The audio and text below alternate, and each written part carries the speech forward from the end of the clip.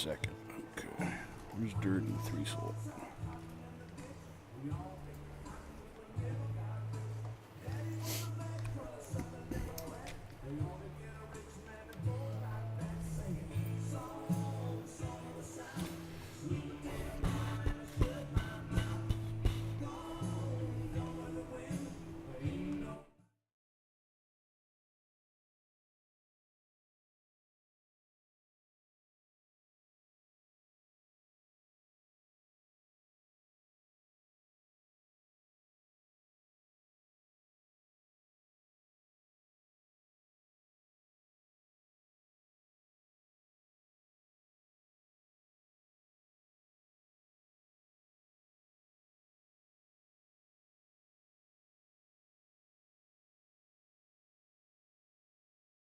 Welcome you live to John Kurtz Field on the campus of Georgia College and State University in Milledgeville. Time for Peach Belt Conference baseball as the Bobcats host the USC Aiken Pacers in the first game of a three-game set here in Milledgeville. Alongside Al Weston, I'm Scott McLeod, Jason Thornton, and the gang on the broadcast for YouTube. We appreciate everybody chipping in to bring you the sights and the sounds of tonight's contest. Well, Al, the Bobcats still highly ranked in the nation, and they're going up against a team that's going to be contending against them in the Peach Belt Conference. Yeah, this is a good matchup for us early. You get that conference series. It seems like every year with Aiken, they're a good measuring stick to see, what kind of quality program that we're going to have as far as the conference goes, because they're always top half, regardless of what they're dealing with. But in this case, they come in here with a solid record, 10-4. 2-1 in conference play, and Kenny Thomas and the gang, they always have a top-notch squad getting ready to go. So should be a good ball game. I'm hoping we get 3 this weekend, but we're at least going to try and get 1 tonight. Exactly. We did not give you odds on playing here today because of the weather here in Milledgeville. It was pouring down rain overnight and this morning, and continuing to rain up until probably about 1 or 2 o'clock in the afternoon, kind of spritzing a little bit. Yep. And they somehow got this field ready. It's still pretty damp out in the outfield, and that may be a big issue with some overthrows or some bad throws from the outfield, but hopefully both teams will be able to adjust. The Pacers come in tied for 4th in the Peach Belt Conference with North Georgia with that 2-1 record. The Bobcats lead the conference at 4-0, 9-4 now. Overall on the season, of course, the 4 losses all to Tampa, and Tampa now the number 7 team on the latest NCBA poll. And you got to keep in mind, too, that we did lose 2 Peach Belt Conference games this past weekend. With that series at Young Harris, we were only able to pick up 1 ball game.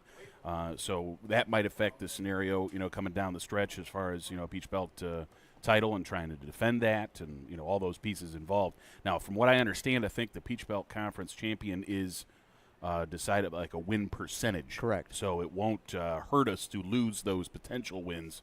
It's not like total wins. It's a win percentage element. So it might actually help us out.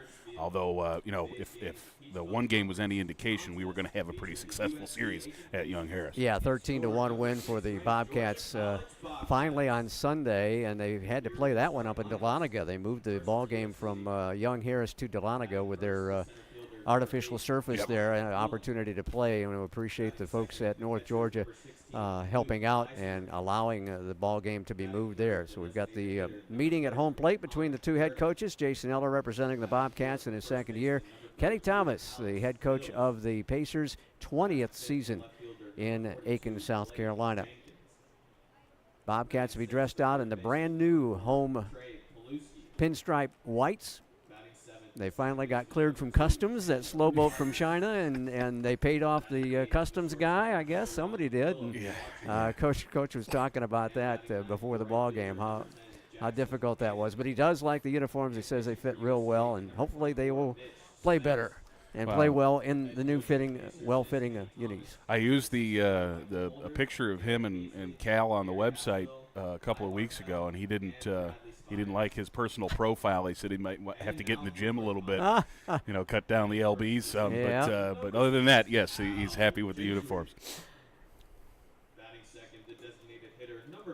So the conference continues at home plate as we go over the ground rules here at the Kurtz. Again, 330 down each line, about 365 to the power alleys, 400 feet to dead center field. We've got a good pitching matchup here tonight, Al. We got Bradley Kamek going for the Bobcats at 3-1, 2.01 earned run average. That's third best in the conference. And Mitch Spence will be opposing him on the hill for the Pacers. Spence at a 2-1 record, 3.74 earned run average. Yeah, Spence, we'll take a little closer look at his numbers when he takes to the hill. Now, neither guy is a real, prototypical pitcher to look at or anything like that, but both of them do a great job just getting the job done. Spence is actually kind of diminutive over there. He's a shorter fella, but he is very, very effective. And I'm also interested to see a little bit later we get Zach Rayfuse as well this weekend. It's a tough pitching staff. The runs haven't been quite as aplenty for Georgia College so far this year that we're accustomed to. So we're going to need to win some close ball games, and sometimes pitching can make the difference in that.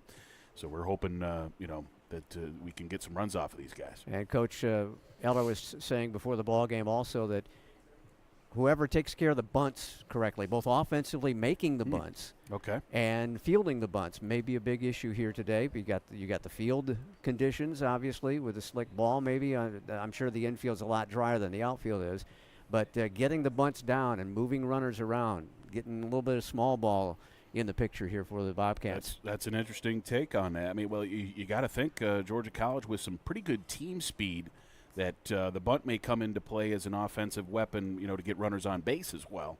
When you have guys like Gentry that can run a little bit from the left side, you got Cam Hill in the 9 slot who's, hitting over 300 and can really handle the bat very well from a bunting standpoint. Jason Cook as well, just blistering speed. So those are guys that can get those drag bunts down and get you those extra base runners for the big boppers to knock around. Yeah, I guess we'll get started with the starting lineup here, Scott. All right, for the Pacers, leading off will be the center fielder, Sean McQuillan. Luke Leisenring is the catcher. He'll bat second. The DH, Connor Durden, will hit third. Batting cleanup, the first baseman, Alex Mills. Batting fifth, Blake Jenkins, the left fielder.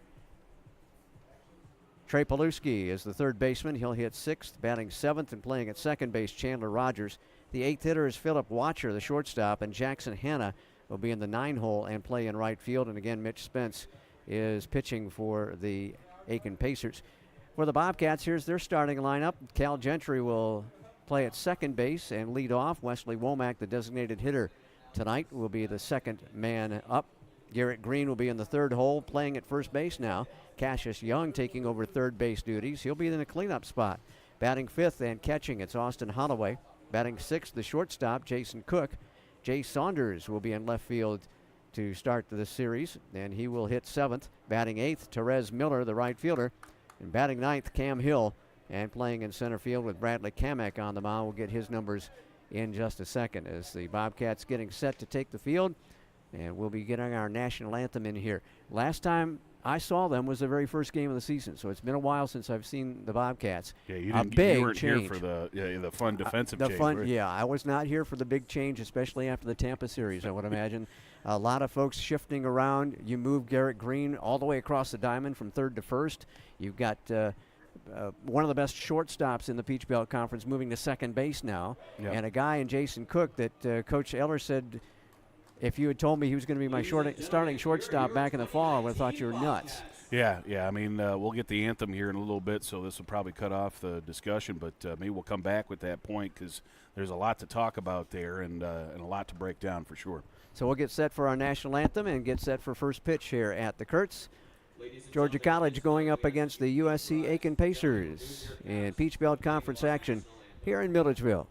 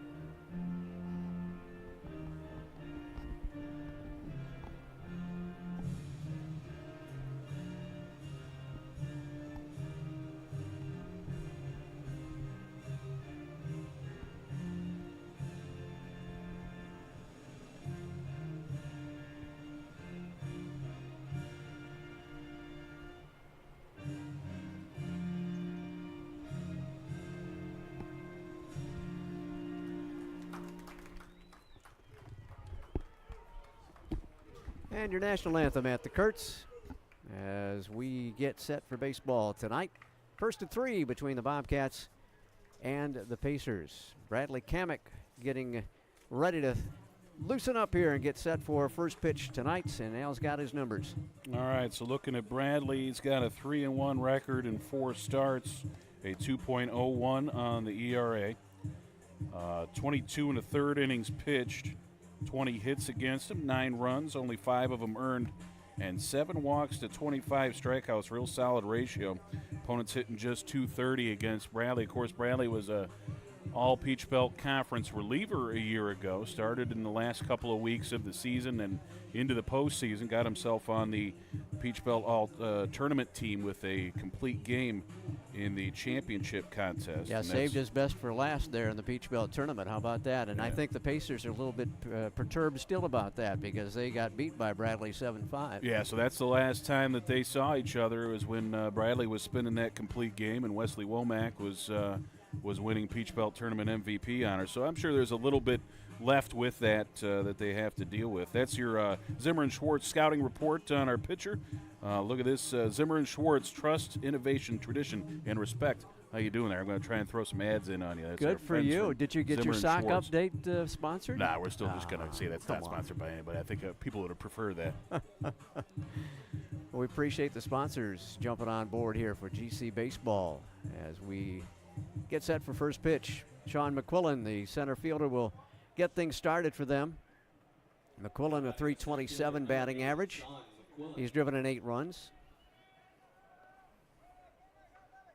And McQuillan with no extra base hits as yet. Left-handed hitter deep in that box, and we are ready. First pitch from Bradley Kamek is on the outside corner at the upper part of the strike zone for strike 1. Got 6-11 on your starting, your first pitch. That's your Century Bank and Trust first pitch, keeping your community financially strong and growing over 120 years. Century Bank. There you go. I'm impressed, Mr. Weston.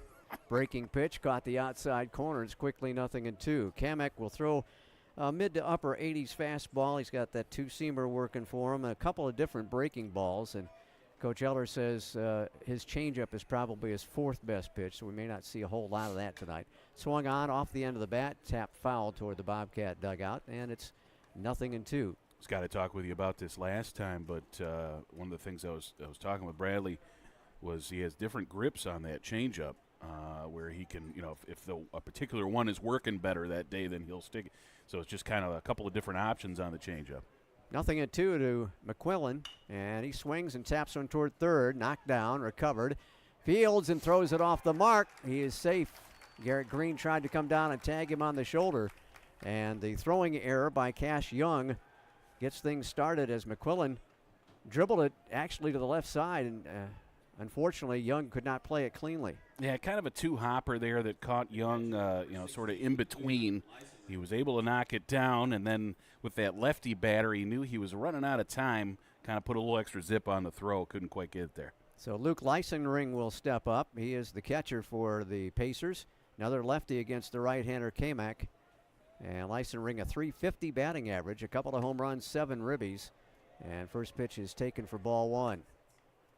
We'll get to the Bobcat defensive alignment in just a little bit. I'm sure that's sponsored, isn't it? Yep, we got that one. All right, well, you let me know, and I'll let you do it, actually. Oh, okay. Since you've got all the sponsors. Yeah, sure. Why not?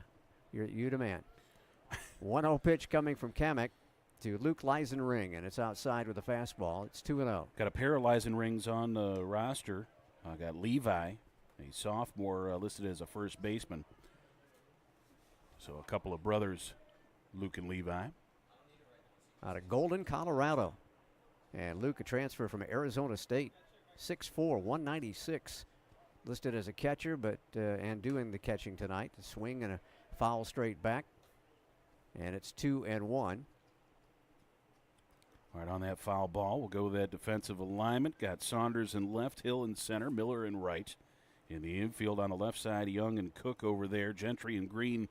We go with the G's on the right side. Holloway behind the plate, Kamek on the hill. As this pitch comes in on a 2-1.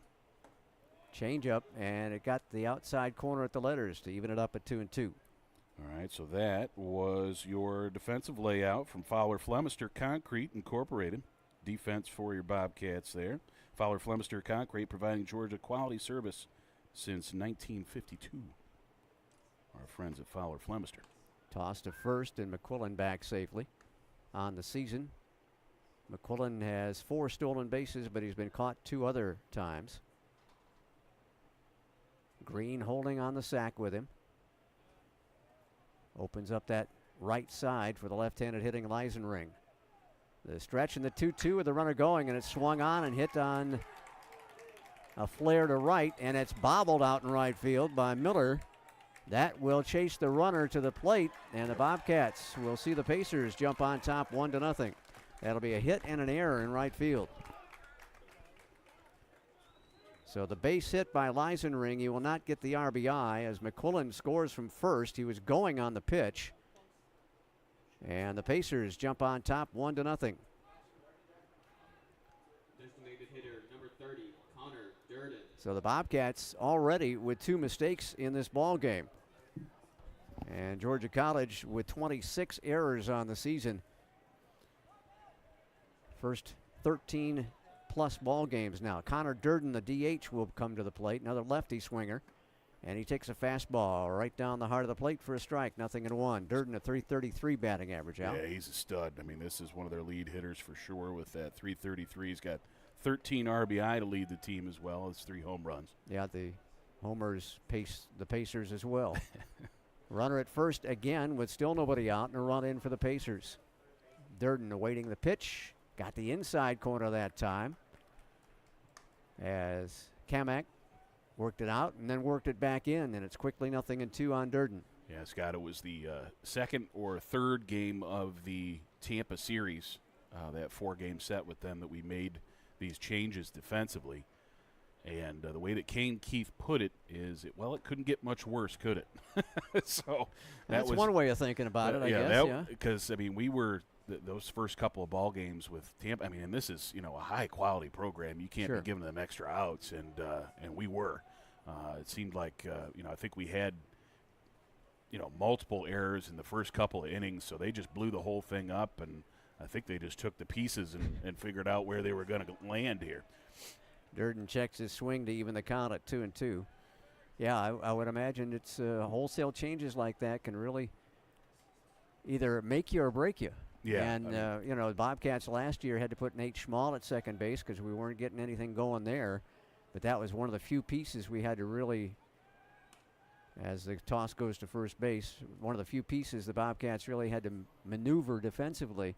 This time around, it's wholesale changes. Yeah, I talked with Garrett Green about it a little bit. He said that he hadn't really played too much first base until, a couple of weeks ago. Really? Like in his entire baseball career. So seeing that change now, obviously it speaks to the versatility of the Bobcat defense. Breaking pitch, looked at for strike 3. Nice hook coming in, and Durden took it. Yeah, got that backdoor hook there, and it looked like it was going to stay outside. Durden able to lay off it and watch it trickle right across the plate. So Kamak gets the K. That'll give him 26 strikeouts. First right-handed hitter he'll face is Alex Mills, the first baseman. Mills a .283 average for the year, a couple of home runs and 10 runs batted in. Also has 2 doubles and a triple, so some good power numbers, as you might expect, for the guy in the cleanup spot for Kenny Thomas tonight. And the first pitch to him is cut on and missed. Kamak getting more in the groove now. The errors have hampered the Bobcats in the early going of this one. McQuillan getting on the fielding error.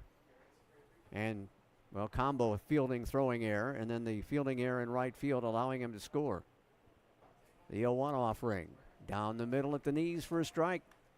0-2.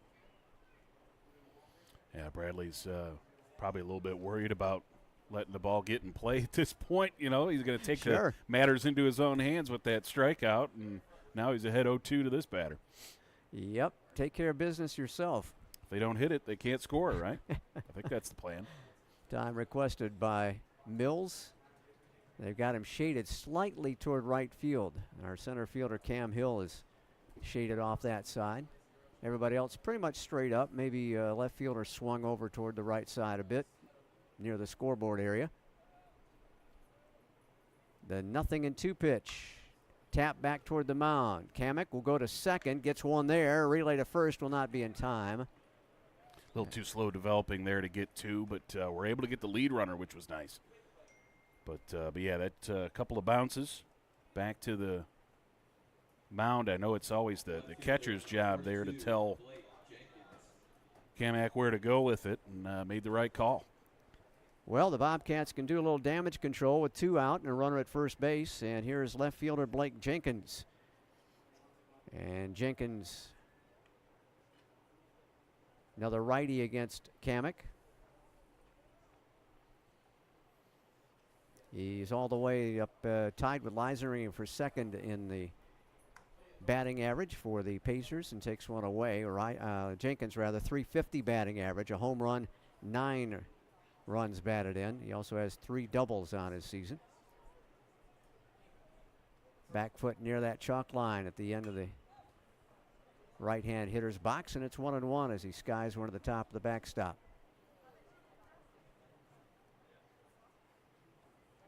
Scott, I was down in the dugouts, of course, before the ball game. I don't know what detergent that USC Aiken uses, but it smelled wonderful.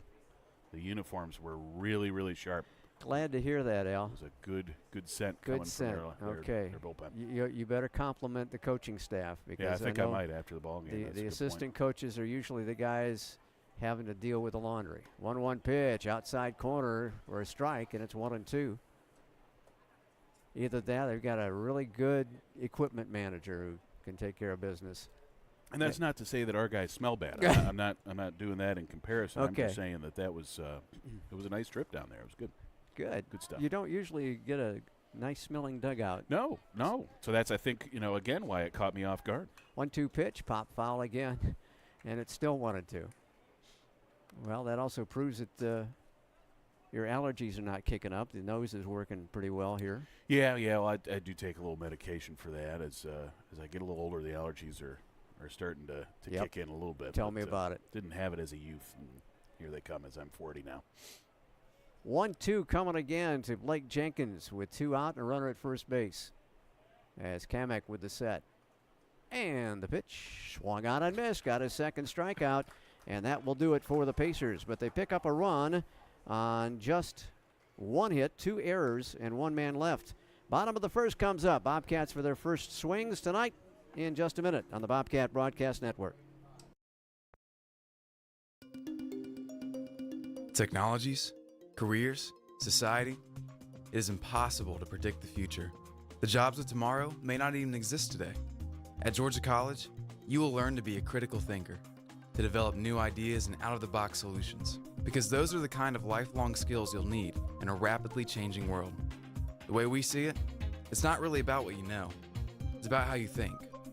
Georgia College, your public liberal arts university.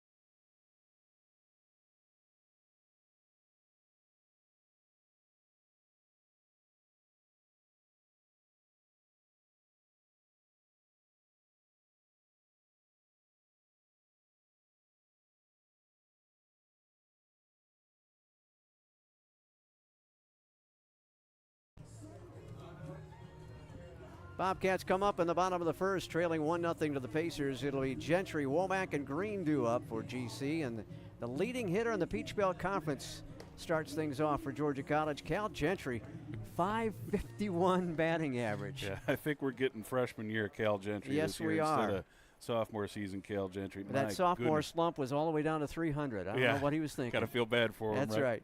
They're taking on Mitch Spence. Spence making his 5th appearance and start. 2-1 the record. 3.74 the ERA. 21 2/3 innings pitched. 20 hits, 12 runs against him. 9 of them earned. 9 walks and 22 strikeouts. That's second on the team. Opponents hitting .230. That looks to be best among the starters. So he misses some bats apparently. Spence with the first pitch. Gentry squares to bunt, draws it back, takes a strike. It's 0-1 on the Perry product. Coach Eller warned you about it. That's right. That bunt, trying to get it involved in the offense right away. Gentry with 27 hits and 49 at bats already. He scored 17 runs. So just about every time he gets on, he comes around to score. And the 0-1 pitch is a two-seamer away on the outside corner, and Spencer quickly ahead, 0-2 on Cal Gentry. Yeah, I hope I'm not crossing any lines here, but his girlfriend is Caroline Snyder on the softball team, and she's hitting around 500 as well, leading off. So it's a heck of a squad there. There you go. I'm investing in the future offspring there. Line drive, but right at the shortstop Watcher, and Watcher spears it for out number 1. Yeah, 2 Middle Georgians getting together. How about that? Just Caroline from Tennell and Brentwood School. Yeah, they'll probably have a kid that excels at esports or something like that. Wait a minute now, come on, kids, yet? We haven't even gotten them, we're not that engaged far. or anything If yet. the Gentrys Easy. and the Snyders are listening, I apologize. I probably Easy. have already stepped over so many lines. There you go. Andy's down below, so we can check with him between innings or something.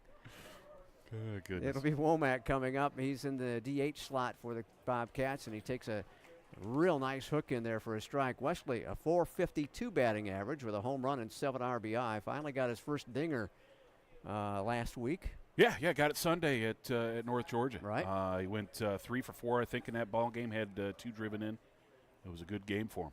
Overhand fastball, dribbled to the right side. First baseman's got to make the play. Good cover by Spence as Mills shovels it over there. And Womack is out on a 3-1 putout. So that's 2 down quickly. And let's get to the USC Aiken defensive alignment for you, if we will. Jenkins in left, McQuillan is in center, Hannon is the right fielder, Paluski is at third base, Watcher at shortstop, Rogers handles second base duties, Mills at first with Leisenring catching in Spence. So there are your defensive calls for the USC Aiken Pacers with 2 down, nobody on. I just got a note from Caroline Snyder. She said thanks. So, glad you're tuning in there, Caroline. Good luck this weekend up there in Young Harris. That is a sweet young lady, and I know she's probably turning all sorts of shades of red. That's 100% on but me. There you go. I shouldn't have dipped a toe in that water. I apologize. It is Garrett Green at the plate for the Bobcats. 353 for his season, and he takes a fastball high. And the count pushes to 2-0 on the new first baseman for the Bobcats. He moves all the way over from one side of the diamond to the other. He's driven in he has 12 runs driven in, 4 doubles of his 18 hits. Yeah, Garrett's a big piece for this offense. This is a guy that has spent 4 years as a Bobcat. Overhand fastball for a strike. And hasn't really had to be a feature piece in the offense yet. But now he is. He's in that third slot. And, those first 3 years, he was right around 300. He's up there, and heck, last year, about halfway through the season, he was the Peach Belt leader in batting average. But now we need to count on him, and can he deliver in that case? Straight as a string to the shortstop. The throw is scooped up on one hop by Mills. Watcher got him by a step. 1, 2, 3 go the Bobcats, and they're half of the first. It's 1-0 Pacers. Back in a bit on the Bobcat Broadcast Network.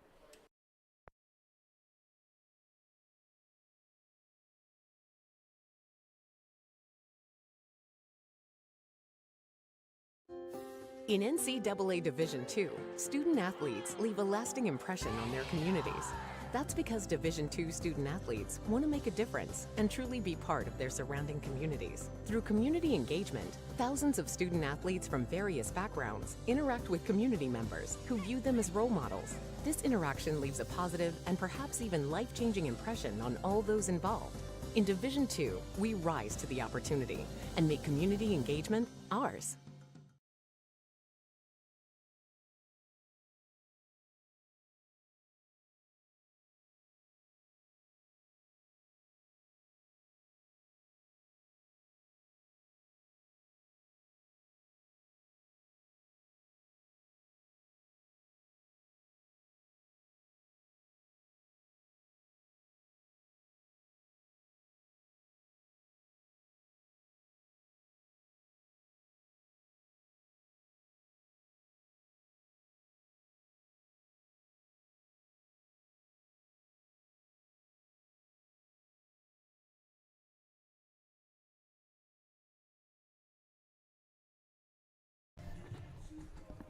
Heading on to inning number 2 at the Kurtz as the Bobcats trail the Pacers 1-0.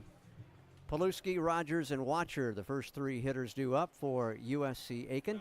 A couple of errors hampering the Bobcats in that first frame, allowing an unearned run to be scored as McQuillian got on with an error and then came around to score after a base hit by Leisenring as the ball was bobbled in right field. Paluski checks his swing on a heater and takes a strike.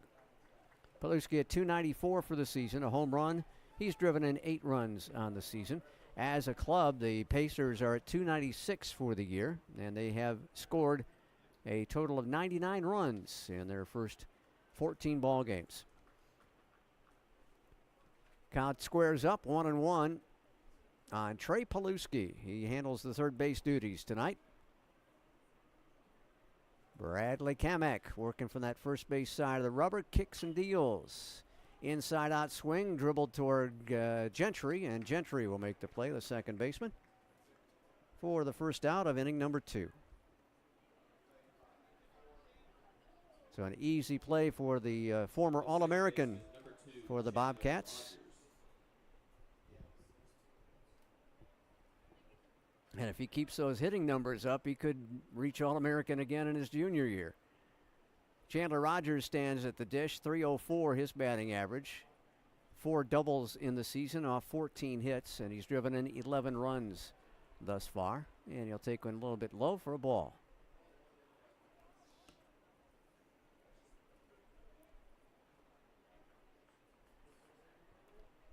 First of 3 at the Kurtz this weekend, we hope, if the weather permits. Ground ball to shortstop. Gathered. Throw to first. Did he stay on the bag? Yes, he did. No, he was pulled off the bag. It looked like he stayed on the bag from this angle, and Coach Eller's going to hop out there. Looked like Garrett Green kept the toe on the bag, but apparently not, according to the first base umpire. So it should be an error, an infield to bobble again. Jason Cook comes up with the error, as Georgia College, with a throwing error that time, allows a runner to get to first base, and Philip Watcher will come up now. Another lefty in their lineup. The shortstop swings and doesn't get the first offering. Watcher at .205 for his season. Pair of doubles of 9 hits on the year and 5 runs batted in.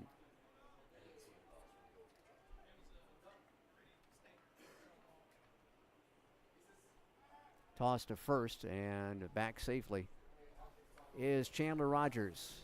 Check on his numbers. 1 stolen base in 1 try. Getting a sizable lead at first base with 1 down. Kamak pivots to look at him and pitches. Slap foul to the top of the backstop toward the GC dugout. 0-2 now. Frustration's got to be there for Kamak again. You get runners on base by the error, and he's put in a tough spot. I wouldn't be surprised to see him respond with another strikeout here just to get the job done. Exactly. He may bow his neck a little bit here and bring some heat to Mr. Watcher. 0-2 pitch. Almost got him, and it did. It got him on the elbow, the lead elbow, and Watcher is plunked by the pitch. Well, unfortunate spot there, trying to get inside, jam the guy a little bit, take the inside half of the plate, and missed a little bit, caught an elbow instead. That's going to bring Coach Eller out of the dugout, talk things through some. As through some fault of our own, it's not really anything that Aiken's done here as of yet, that they put 2 runners on. And we'll check and see the stats for Mr. Kamak. And that's the second batter he has hit this season. For Watcher, it will be the second time he has been hit by a pitch. So confab on the circle, or in the circle for the Bobcats. And our home plate umpire will amble his way out there and hurry the conference along, as Coach Eller has brought all the infield in plus the battery, and now he'll spin and head back to the GC dugout.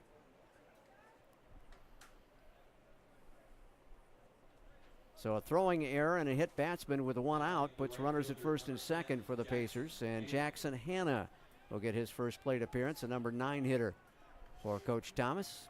Hanna, a .250 batting average with 4 runs batted in. He has a double on the season. He's only had he's had 16 previous at bats with 4 hits as he makes his 4th start of the year, 10th appearance. Pacers have only grounded into a pair of double plays on the entire season. One for Holloway and one for Watcher. But a ground ball would be awful nice here. Low and away to start off Hannon.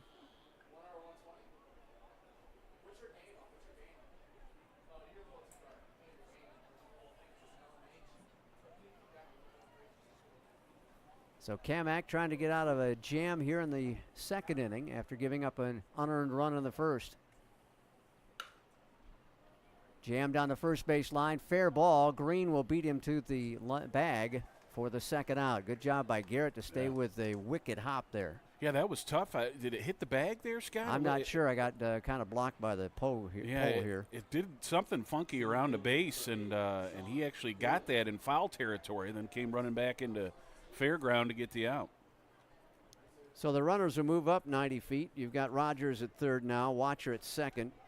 And back to the top of the order for Sean McQuillan, who reached on the error by Bobcat 3rd baseman Cash Young.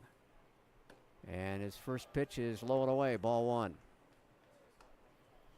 No batting practice on the field today, but the wet field, the players were all hitting in the cage back behind the left field fence. And we had a juggling of this game time, of course. The 1-0. Foul tipped into the mitt of Holloway, and it's 1-1. It was originally scheduled for 6. Yep. Then they pushed it up to 5 o'clock because yesterday Yep. because they thought the weather was going to be bad to beat the evening rain tonight. Well, that went away, and then they needed the extra hour to get the field ready. So we're back at 6 o'clock, and that's where we are right now. Fouled straight back, and Kamek is ahead on the count, 1-2. And a lot of water down the right field line by the between the dugout and the bullpen of the Pacers.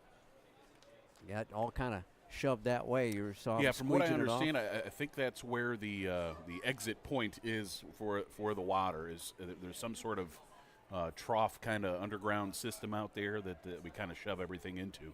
1-2 pitch, got him looking, strike 3. 3rd strikeout. Kamek comes back and rallies to get the out. And that will do it for the Pacers. They put 2 runners in scoring position but can't punch them around, and it's still 1-0 as we go to the bottom of the 2nd on the Bobcat Broadcast Network.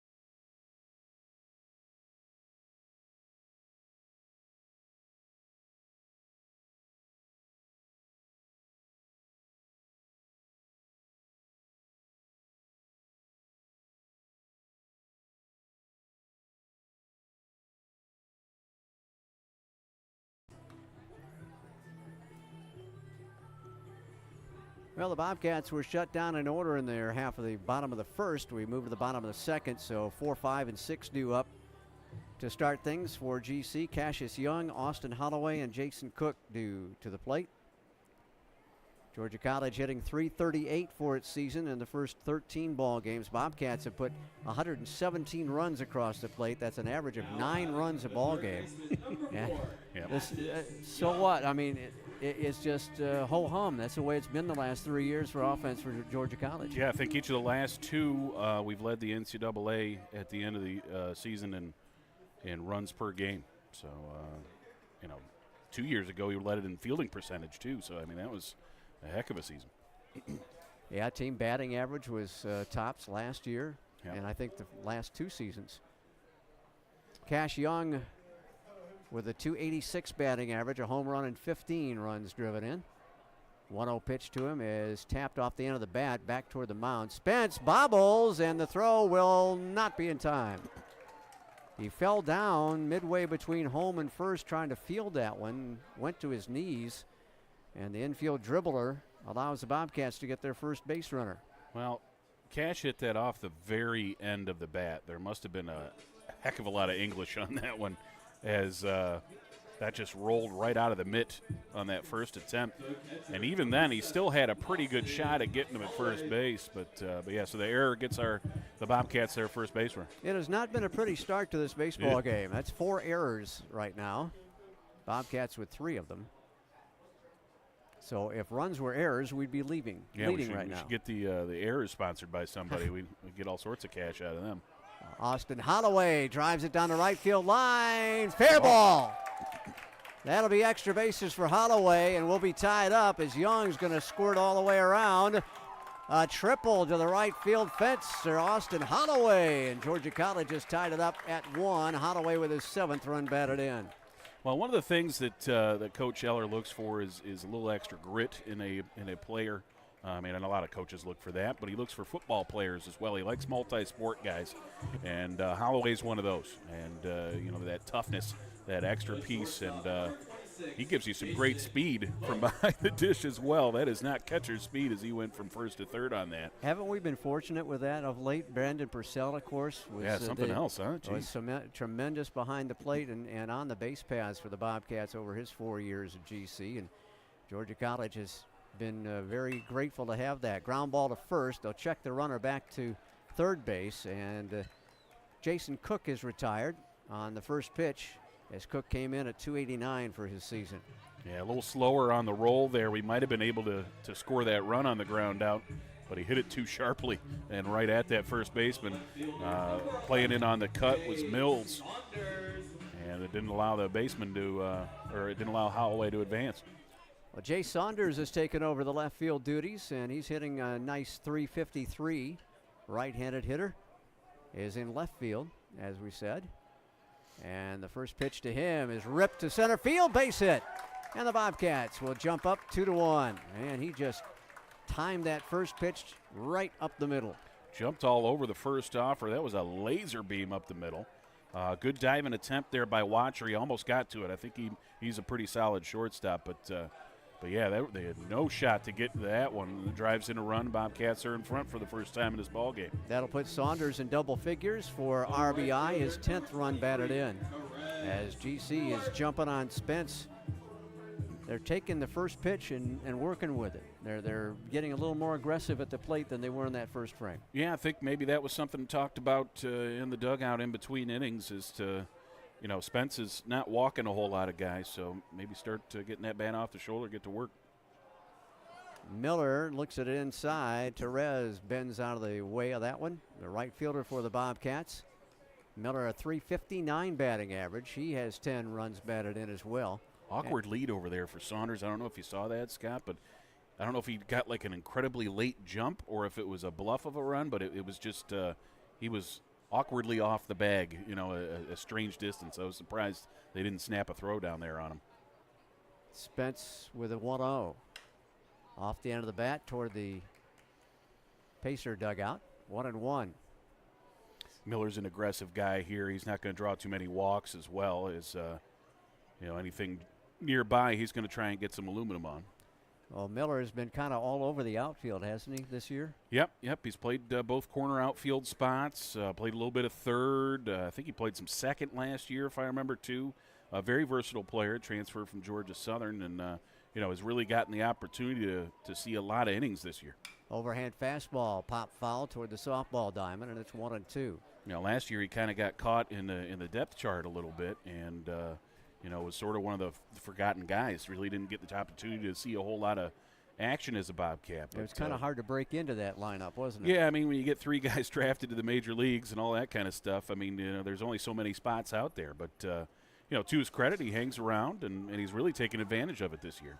Toss to first and diving back in safely is Jay Saunders. Saunders on the season has been caught once and has 1 steal. So 50-50 on the base paths for Jay. Now, Saunders was the catcher for us for the first couple of weeks when Holloway was down with an injury. Ground ball towards second. They could get 2 out of this. Over to second, there's 1. To first, he drew him off the bag. And the Bobcats will stay alive on the fielder's choice grounder. So Saunders is retired 4-6. And Miller winds up at first base. Yeah, I think, with the speed of that ball and how it was hit, they had a real good shot at turning 2 there. But the speed of Saunders getting to the second base bag kind of broke things up a little bit and made that throw a little bit uncomfortable. Number 9 hitter for the Bobcats is Cam Hill, .310 batting average with 13 runs batted in. The freshman with 13 hits in 42 trips to the plate. Late swing, fouls it off at the plate, and it's 0-1. One other change we talked about is on in the coaching boxes, I should say. The third base coach is back out there. That's Eller. He was in the dugout to start this season. Then the Tampa series, Wendell Staten kind of suggested maybe he needs to get back out there, and he did. So he says, and Wendell was right. And now instead of Jake Sandlin at third, Jake is over at first base, directing traffic there. So a bit of a change back to what we had the first year for the Bobcats as it's taken inside 1-1. A lot of coaches, the head men, like to be in the dugout. A lot of head men like to be out on the third base box. Yeah, I think, I'm trying to remember this ball game. I think Kenny's been over at third, has he not? I don't believe so. Oh, okay. I believe All right, we'll he's have to one of look those at that when he comes managers up. from the dugout. Yeah, well, But we'll find out. He's got a lot of staff. When I was putting Oh, yeah. together the game program, there was about 6 assistant coaches there, so he's that's a lot got of some money. options. That's a lot of money going Well, either out. that or it's a good program and people like hanging around for free. That's an option too. You see that a lot. Well, they're always up there in the Peach Belt Conference in the Southeast region. There's a cut and a miss by Cam Hill, puts him down 1-2. Now, speaking of up there, earlier this season, about the second week of the year, the NCAA website put together a list of freshmen to watch nationally in Division II baseball. And Cam Hill, this guy right here, was one of the guys listed. And so that's quite an honor that they would take a look at a guy who wasn't really hitting hot at that point. I think it was only around 230, 240. But, since then he has been very hot. So, once the eyes are on him, I guess maybe he turns on the switch, right? Well, that's hopefully a harbinger of good things to come for Cam Hill. 1-2 pitch coming from Mitch Spence to Cam Hill. And he'll tap it back toward the mound. Could be trouble for them. Third baseman can't get it. Rolls between everybody, and they'll check the runner at third base. That will be an infield single, just barely getting to the outfield on the dribbler by Cam Hill. Yeah, I think, I think Hill's going to beat that out regardless. The only thing is, do I tack on an error to allow Cook to take third, or Miller to take third base? I think it was hit so slowly he was going to be able to make it. It looked like he was coming around the bag. Right. He had to juggle. He had to avoid the batted ball, jump over that. And we've given out 4 errors as it is. I got to save some for later. Oh, goodness. A visit to the mound here for the Pacers. Their pitching coach out of the dugout as the Bobcats will go back to the top of the order for Cal Gentry with runners at the corners and 2 down and 2 in for Georgia College. That was a very unique play because the third baseman, Paluski, was cutting in front of Watcher, the shortstop. Neither one of them could flag it down, and it went all the way out to the outfield grass. Yep, it was a strangely developing play too. Just kind of chopped out in front of the plate just enough to get it past the pitcher, so he's got no shot at it. But then it just absolutely died after it got past him, and I think that third baseman was looking for another hop, but it just never came. So here's Gentry. A line out to the shortstop, Watcher, his first time up. And he'll be charged with trying to get that third run in. Miller dancing off third. First pitch down low. Nice stop by catcher Leisenring. Could have gone through the wickets to the backstop. So Miller is at third with Hill at first and 2 down for GC. Couple of runs batted in on a triple by Holloway, a single by Saunders to give the Cats their first lead of this one. The set, the 1-0, cut on and missed, and I think Cal would like to have that one back. May have offered it a pitch that was a bit inside. So that'll square things up for Cal Gentry. Gentry with 6 ribbies on the year. Yeah, not too many RBI chances there in the top slot of the order. He's charged with just getting on base and scoring the runs. But he's got a spot here where he can bust this thing open a little bit with a hit. That two-seam fastball stayed high and away to Cal, and it's 2-1. Cal, one of those guys that really can just spray it to all fields. That freshman season when he was so sharp, he was doing a great job finding the holes on both sides, you know, between the fielders to the right and to the left. I always admired him about that first year, especially right up the middle on the hits for the most part, but he would also find the places where the players weren't, you know, hit them where they ain't. Our first Deuces Wild, Mr. Weston. Oh, there it is. Yeah, it takes till inning number 2. Got 2 runners on, too. That's a Scott McLeod. It's a Scott McLeod Deuces Wild. You got it. Spence with a set. Cal awaits a 2-2. Up high with the heat, and that loads it up. That will give Hill a chance to get an early start at first. Nice gap to work with in right center as the outfield kind of has him pulled around to the opposite field a little bit. Very shallow in left also for Jenkins. Spence walks off the hill just a little bit, and he'll reset now. Looks in for the side. What that means is they either are going to pitch him outside or they think he can't catch up with Spence's fastball.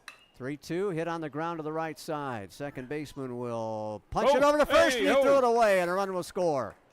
Rogers could not hit Mills on a line, and that'll be another error in the ball game, and the Bobcats have added their 3rd run of the inning. Well, I said I was done giving them out, but just gave up another one there. Second error of the ball game for USC Aiken, 5th overall, and we're here in the bottom of the 2nd. Wow. Oh, dear. A brutally ugly ball game as Miller scores from third base. It looked like it was going to be an easy out at first base, and he just missed Mills at first.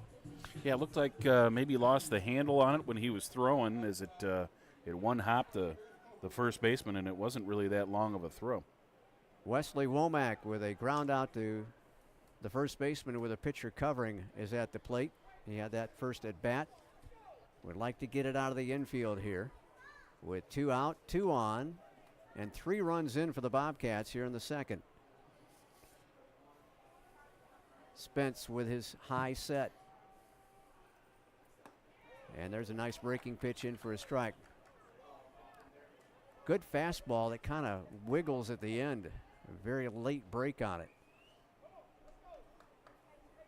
Womack backs out of the left-hand hitter's box, now stands back in after a double tap of the plate.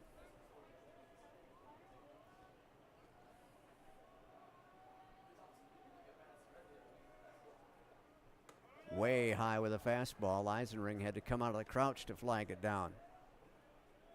1-1 on Wesley Womack, who is the Peach Belt Conference Tournament MVP last year in that final game. A great final game for Womack and for Kamak as the Bobcats won down at Flagler and beat these Pacers to win the 2nd straight conference tournament. Ripped foul left side up on the bank. Well, Scott, I took a quick look at the Peach Belt statistics, and these are not 2 of the stronger fielding teams in the league. Okay. Georgia College 4th from the bottom, and Aiken 3rd from the bottom. A .951 fielding percentage for GC. For the Pacers, it's .947, just a couple of ticks behind. So maybe this is a bit characteristic of for both teams so far this year. I know it's been a trouble, a little bit of a struggle for Georgia College, particularly in that second weekend with Tampa, as I mentioned earlier in the ball game. Yeah, give them way too many extra outs, and that one hangs high. And we got Deuces Wild again, 2-2 coming to Wesley Womack. Yeah, Scott, we got 4 runs across so far in the ball game. I'm not sure any of those are earned yet. Josh? You got Cassius One? Young. Okay. Yeah, I think the one Just there was one earned run? Yeah. Oh, my goodness. How about that? That's got to hurt the pitching staff a little bit. They're getting their job done. The 2-2. Womack swings and stays alive as he fouls it back to the backstop. Just getting a piece of it is Wesley, and he'll receive another 2-2 in just a second. Same 2 teams tomorrow. They're set for, right now, a 2 o'clock single game here at the Kurtz. I believe 100% chance of rain on Sunday, so Yep. I would not be surprised if we see a move to a doubleheader tomorrow. That Sunday game is set for 1, but again, rain due here in Milledgeville on Sunday. 2-2 again to Wesley. He'll rip it foul toward their dugout and stays at the plate. Good battle here between Womack and Spence. Womack missed a little time as well. He went down around the same time that Holloway did with an injury, and tried to give it a go, I think, in a later ball game, but then they had to pull him out again. So good to see him back in the lineup. This is a year that was an important one for him, that senior season. Right. Started the day at 4:52. He had a ground out again to the first baseman in the first inning as the Cats went down in order in the first, but Womack is the 7th batter of this inning. Chance to do some more damage. Again, the 2-2. Got him swinging, might have taken a little bit off it as Spence records his first strikeout. But Georgia College comes up with 3 runs. They do it on 3 hits and 2 big errors. GC leads it 3-1 after 2 innings of play on the Bobcat Broadcast Network.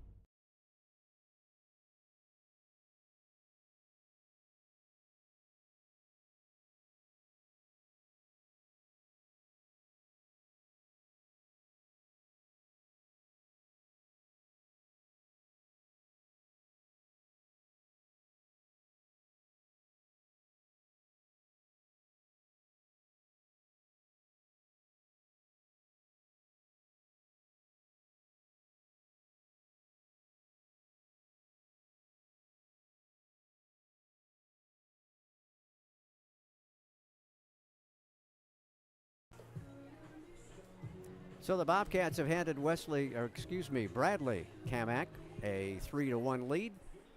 And let's see if the Cats can protect it here. 5 errors in the ball game, and that outpaces the hits and the runs. How about that? 4 hits in the ball game between the 2 teams and 4 runs. Got to imagine both coaches are just, gnawing their fingernails off at this point with trying to keep their respective cools. Licensing will start things off. And the first pitch to Luke is outside for a ball. Nice to have the First Lady tuning in. First Lady of Georgia College baseball, Kathy Kurtz-Maybe. Watching as she takes care of the grandkids. And there's she's a definitely strike. watching. She's not maybe watching. No. Right? No. Kathy Kurtz maybe? No? Okay. Sorry. Sorry. Maybe baby watching? she may be baby watching right now. Yeah, she is. She is. Oh, good stuff. I'm so confused. And it's outside with a waste pitch. 1-2. Kamak so sharp and was so great. Had that rubber arm as a reliever for us last year. Would pitch, both games of double headers and stuff like that. And now to see him get the Friday night call, it's just impressive stuff. That was an impressive pitch to Licensing, who gave up on it. That's 4 strikeouts now for Bradley Kamak. 2 swinging and 2 looking. 30, Connor Durden. Had an I'm sorry, 3 All-American, looking. had an All-American on the hill last year in Charlie Hecht, and I know Bradley's talked a little bit about picking up parts of the game from him, and it continues to show in his successes for sure. Connor Durden was a strikeout victim, looked at strike 3 in the first inning, and he looks at strike 1 here in the third inning. 3-1 Bobcat lead. Nice to have Charlie still with the Georgia College program in the marketing department and helping out Jimmy Wilson and the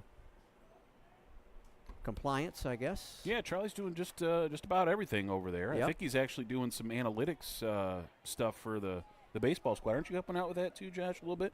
Yeah. Wow. Yeah, so just kind of playing around with some numbers and, Yeah. and the future of baseball that way. And I'm sure also a brain to pick from some of these pitchers. Like Sure. Kamek can Oh, I talk to gotta him imagine about so. some things. Changeup floats a little outside. It's 1-2. The Bobcat fans, Bobcat umpires thought that was a strike. So it's good to have that experience from a guy who's been through the wars for 4 years in the program, and as you said, an All-American last year. Charlie Hecht. Durden, the DH, waits a 1-2, and he hits it off his leg foul on a breaking pitch that broke down and in, and Durden knocked it in off his left leg. Got a nice weekend of action for you here on the Bobcat Broadcast Network and in Georgia College athletics sort of in general. Tomorrow's action, we got a 10:30 start for tennis. Both the men and women taking on Lincoln Memorial in non-conference play. We'll bring you that broadcast if the weather permits out there. That'd be great. 1-2 pitch, skied to left on the third base bank, out of play. And as we mentioned, a 2 p.m. start here for some more baseball. Georgia College softball is on the road, going to play Benedict, I think, at 11 a.m. tomorrow. No, it's 1 o'clock. It's 1 o'clock. Yeah, Going these to play times Benedict. have been changed all the Oh, time. jeez, I mean, man, that's been softball something up there. buzzed him with a fastball in on the hands, and it's 2-2. Yeah, they have moved things around and changed times and changed teams. And Yep. Then a rematch of the 2006 Region Championship game between the GC softball and Lenore Rhine. I believe that's going to be a 3 p.m. start up there at Young Harris. That's all Saturday. cut and a miss. Strikeout number 5 as he buzzed a fastball on the outer edge, and Durden couldn't catch up to it. He has struck out both times he's faced Kamek so far. Sunday's a fun day, too. We got 1 p.m. start for baseball out here. Maybe. Got a 1:30 potentially, as it is on the schedule right now, and then Right. a 1:30 for the senior day basketball against Francis Marion. Now both squads have a lot to play for. The women are fighting for their playoff lives, and the Bobcat men are trying to get a little positioning going as far as their playoff spot that they have already clinched. Yep, they would like to stay in that 5th slot, I would imagine. And we got a bunch of seniors to talk about. Right, but, that'll be fun. 4 on the women's side, I believe, and a pair on the men's side. Strike on the outside corner to Alex Mills, the first baseman. He reached on a fielder's choice grounder to pitcher Kamak, who got the force out at second on Leisenrig. And I get to give Shane Cleveland his Apple Watch as well. So Yes, it's going to be a indeed. big day on Sunday. Line foul. It's kind of ironic. I had asked you before the basketball games if you were going to give away that Apple Watch this I think year. that was the first time all year that you specifically asked about the Apple Watch too. So I mean, like it was almost you should have had the turban on and playing Karnak out there. That's a rough reference for some of our audience. I don't know if they're going to pull that one out. Yeah, most youngsters are going, huh? Who? Eh? Two old guys just talking up here in the old press box. Another piece too, Scott. Sunday got the Spirit competition in the Peach Belt Conference. That's true. They're going to be live streaming from up in Augusta. Those links will be at peachbelt.com. Nice hook. Gets him looking. He strikes out the side. Kamek sets him down 1-2-3, and that'll do it for the top of the third. Bobcats up 3-1 on the Bobcat Broadcast Network.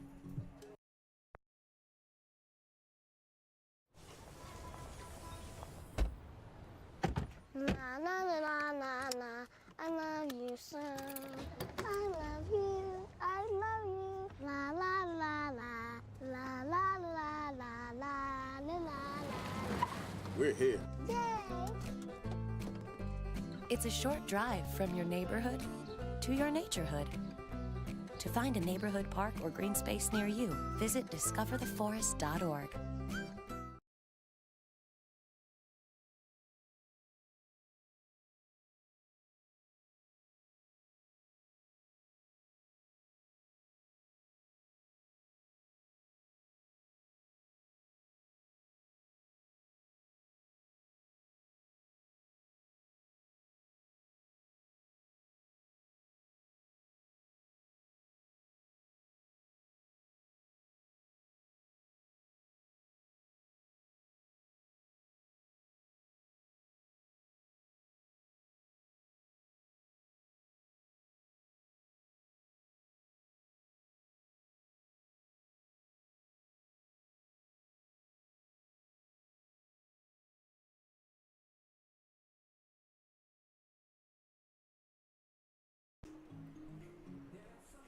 Cats come up in the bottom of inning 3. It'll be Green, Young, and Holloway against Mitch Spence. It's a little 3-4-5 as the Bobcats get things going here. Got a little bit of momentum on our side. Picked up the big 3 spot in the bottom of the second. Combine that with some great defense in the top of the third, and the Bobcat train's rolling a little bit. Indeed. Not much defense in that top of the third. It was all Kamak, right? Yep. Again, probably just getting frustrated. He said, "I'm going to start missing some bats instead." I'm going to take care of things myself. Mitch Spence pitches outside. Cary, North Carolina native. We remember Cary, North Carolina. Oh, Mitch. Yeah. Okay, very nice. How about that? Green Hope High School, 6'1", 185. The right-handed junior. We frequented a Sheets in Cary, Yes, North Carolina. several times. Pitches on the outside corner for a strike. It's 1-1. Poor Scott. No Sheets. Dragging him to Sheets. Yeah, I tell you what, Al. We got to start getting you a little bit better on the cuisine. Yeah, you think? Again, expand your horizons some. Once I get past 40, I probably should eat a little healthier than gas station food as well. But it was good gas station food. 1-2 now to Garrett Green. That was the best part when we win, and then we won, and then it had the mojo, so we had to keep eating. Had to keep eating there. Yeah, not which that wasn't a problem for me. It was anything. a problem for you and Katie Parker, but wasn't a problem for me. I was in for it every time. I think we did that in Waffle House. Did I make you go to Waffle House a bunch? I think you did. Yeah, a few times there. Yeah, I'm not a good person to travel with, at least not for healthiness, anyways. Over the top fastball skied out of play, and it's still 1-2 on Garrett Green. And of course, whenever we go to Lander, the Dixie Drive-In. Yeah, that's right. Yep. Is there a potential? There's no potential of a basketball trip there. No, right? not anymore. That's no, disappointing. sorry. I know you were really looking forward to that possibility in Greenwood. I do love my trips to Greenwood. 1-2 pitch coming. Check swing, a little bit high out of the zone. Spence thought he had a strikeout. Garrett picked up his 200th career hit last home weekend. Again, a lot of innings for this guy. Really has been a starter since stepping on the Georgia College campus. Played a little second, DH, left field. I mean, you name it. Third base for the last couple years, and now over at first. He'll rope one to third. It bounces off the shoulder of the third baseman. That'll be a hot single for Garrett Green as he goes 1 for 2 so far in this ball game, and a good start for GC. And Paluski is going to be having a tattoo on that left shoulder of his. Yeah, that one hop there, they call it the hot corner for a reason. That was pretty hot, bouncing off his shoulder into left center. So, wow, yeah, good piece of hitting there by Garrett. He's on the base paths and ready maybe to get something rolling here with nobody out. And hopefully Paluski can lift that left arm up. It was a smash off that shoulder. Cash Young comes up. He reached on an error by the pitcher. No trainer attention whatsoever. No. Tough man over there. A lot tougher than you are anyway. Exactly. We all know that. Diving back in safely is Garrett Green. So Young scoring the first run of the game for the Bobcats back in the second inning when GC picked up its 3 spot. Scott want to draw some attention to a couple of additions here after this next pitch, perhaps. Squaring this time is Cash Young, and draws it back for a strike. It's 0-1. That's good stuff. I like that. But a couple of 31s on the field. We got one behind home plate and one on the back of the mound now. That's a new addition. Got the number for Coach Kurtz, of course, to remember him as that retired number, and, of course, the grandfather of Bobcat baseball, or Georgia College baseball, I should say, because we were the Colonials back then. But had the guys at Physical Plant, they made like a stencil for us. Good. And so we're going to be able to add that, with the spray paint at every ball game, something we're excited about. Nice to see that. I saw the one behind home plate, obviously. Cut and a miss. He dropped it to the catcher. That'll be a stolen base for Garrett Green as he beat down to second base with the steal. Leisenring kind of taking a slow walk out to the hill. I'm not sure if maybe he didn't collide a little bit with Cassius on that play, if he might be injured some. And Kenny Thomas coming out to make his presence known here for the base umpires, or the both umpires, I guess, in this case. Yeah, they're going to talk it over. He came out of there kind of funny, like he had been injured, not just dropped the ball, So I don't know, as we see the umpires kind of talking things through, maybe they are going to converse about the potential of interference on that play. I'm not sure exactly how the rulings work on that. Well, for the time being, they're going to put him back at first base. That'll probably bring Coach Eller out of the Bobcat dugout.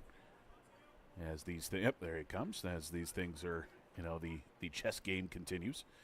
But yeah, you don't typically see stuff like that turned over. So I think that's what the conversation is about from Eller's side of things. Is very rarely do umpires, undo calls that way. But yeah, I don't know exactly what happened back there behind a plate. And I think Coach Thomas is looking for an out. I think he is too, and he probably should get it. I believe that's the ruling. Is that correct? It should be if it's interference by the batter. Yep. So we will. And that's what his argument is right now. Green sent back to first after what he thought was his first stolen base of the year. Yep, so he's back at first. Young, as of right now, is at the plate. This will be a scoring nightmare for you guys. Yep. Trying to figure it out. And Coach Thomas continues to argue his case. To no avail, it looks like. To be honest with you, Scott, I think he's got a complaint. If they're going to put Green back on first, I believe you have to retire that batter too. So, well, time called again here, and both umpires are going to talk things through. So Spence will toss some to his third baseman to keep the arm loose. Chilling down a little bit here at Kurtz Field. We got up to around 70 for the day after the sunshine broke through finally. A beautiful late afternoon, early evening, and this is probably as good as it's going to get for a couple of days. Yeah, long delay here, so you see Spence getting a couple of warm-up tosses with the third baseman, Paluski, as we continue to sort of straighten things out a little bit. Yeah, a little taking care of business by the two-man umpiring crew, getting it straightened out. Most coaches will just want to make sure that it's right. Yeah, let's take this break, tell you about the Georgia College Annual Athletic Auction coming up April 27th. Got $10,000 reverse raffle, access to all the silent and live auction items. That's, again, April 27th over in the Centennial Center. The tickets are $125. It's our biggest fundraiser of the year. It's a great night as well. We have lots of fun over there with the live music and, the free food and all that kind of stuff. So get your tickets. You call 478-445-6341. That phone number, once again, 478-445-6341. It's our biggest fundraiser of the year, and we, of course, love to have that support. You like what you're watching here if you're a Bobcat fan. And it's with those funds that we, get those scholarships and special building projects, facilities improvements. I know there's a plan in the works to maybe redo the area around home plate here, that turf there, to update the branding and all that. So, all right, so that we do have a retire. All right, so what that goes down as, Scott, if you're scoring at home, I'm going to help you out. It's a 2U and a space with a INT for interference. All right, so that's an out. And Green's still over at first base. So Young is retired. That's how it goes. That's it. And Austin Holloway, who tripled and drove in a run and scored a run in the second inning, comes to the dish again. Open stance on the right side for the Bobcat receiver. Toss to first, and back safely is Garrett Green, who thought he was going to be at second base. And then about, 7 minutes later, we finally get a resolution to everything. Nice delay there. Yep, we are finally back to action. That one skied out of play, 0-1. But you got to get it right, Scott. you Yeah, know? that's what coaches want to make sure that they get it right. You know, sometimes, obviously, not every call is going to go your way, but every official in every sport wants to make sure it's right. And coaches agree that it should be correct. The 0-1 coming from Spence. Instead, he'll go to first. There's been an effort in the Peach Belt Conference this year to host officials' appreciation weeks. The job of officiating, of course, is a thankless one, and so to honor them, and it's also a diminishing field as well. They're having Exactly. trouble filling spots in some cases, particularly at the collegiate level. So, Yep. so the Peach Belt Conference has had this great initiative, and we've bought into it as well. It's important to appreciate these guys, even though we don't always see eye to eye on some of those calls. They love the game of baseball just as much as we do, or else they wouldn't be out there doing it, right? Holloway pops it back behind us, out of play. Got some celebrities in attendance over here on the stands. Got the Georgia College volleyball squad. All right. Co-player of the year in the Peach Belt Conference, Taylor Savela over there, among others. Good to see them in attendance. We do get great support from the other sports programs. Right. They really do such a great job supporting each other. As you'll see these baseball guys then reciprocate and come to those volleyball matches in the fall. Of course, GC Volleyball made their second trip to the NCAA tournament this year. In just year number 7, I believe, of the program. Or is it 6? I think it was 6. Just missed inside as the Aiken fans thought that was a strike, and it's 2-2 now. And Austin Holloway batting with 1 out and 1 on here in the bottom of inning 3. GC trying to add to its 2-run advantage. Yeah, that artificial surface, you were talking about the facilities upgrades possibly. That artificial surface around home is taking a beating. Yep. Low throw and almost got past Mills, but a good job getting it. Yep, I think, the shelf life is about expired on that guy, so Yep. we are due. And plus, it's got the old branding for the school Right. as well. At GCSU, we're, looking at, putting some Spirit branding there and that kind of thing. So that would be a nice improvement. So let's fill up the stands. Toss to first. Oh, boy. Yep, safe. Barely. Yep. I don't know about I that don't know one. about that one either. 3-man crew, he might be out. You Yeah. know, like that's the unfortunate spot about Division II baseball. You got the 2-man crew, and that's a lot of ground for the base umpire to try and cover.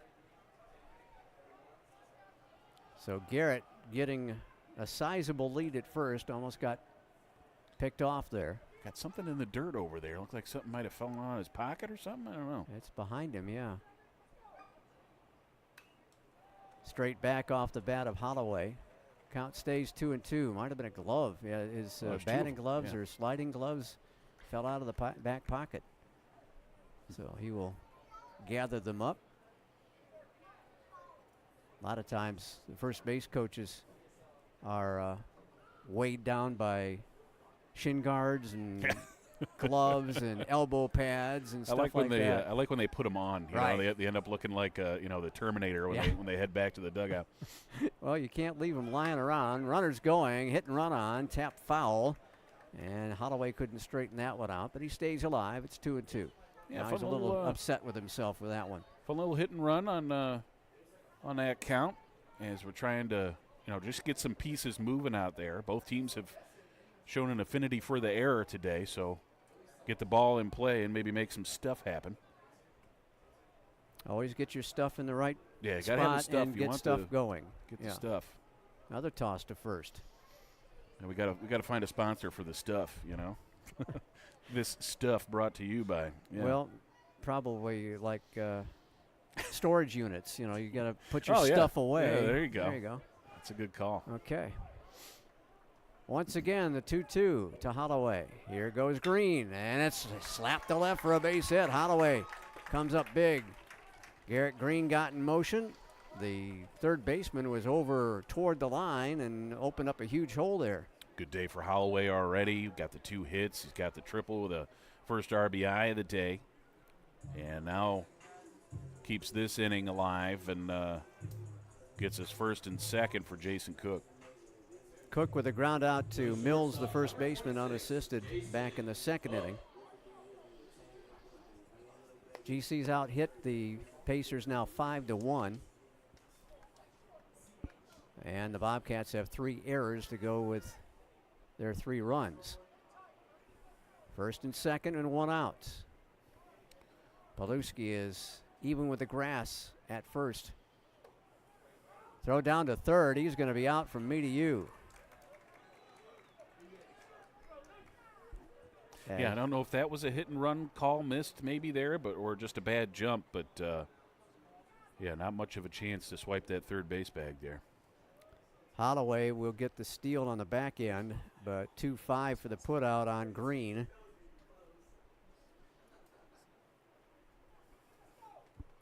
And the third baseman, Paluski, again in on the grass, got back to the bag and was waiting on Garrett Green to slide into third. That's how quickly that developed. Oh, nice bender there, my Yeah, goodness. that one broke in nice for him. 1-1 to Jason Cook. Bobcats shortstop taking over the middle of the diamond defense duties. Junior from Smyrna, transfer from Chattahoochee Valley Community College. He's got a runner in scoring position, but 2 out. Holloway with good wheels could score on a base hit.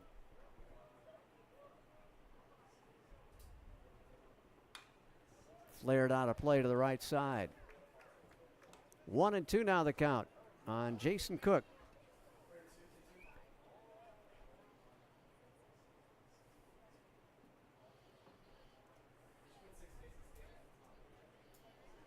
Cook, good speed to work with, and a nice big gap in left center, as again they have this shift on in the outfield to play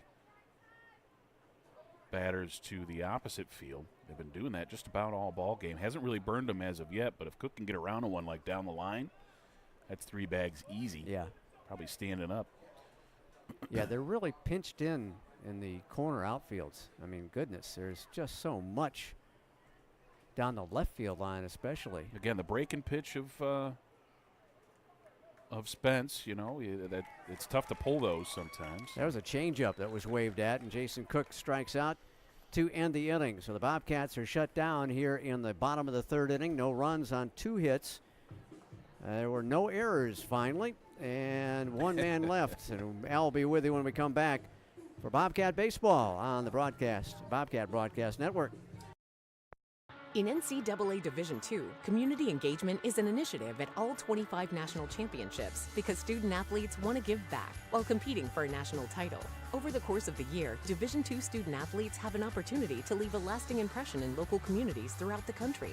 Whether Division II student athletes are volunteering at hospitals, schools, after-school care programs, foster homes, or retirement villages, they make a difference in the lives of others. In Division II, we rise to the opportunity and make community engagement ours.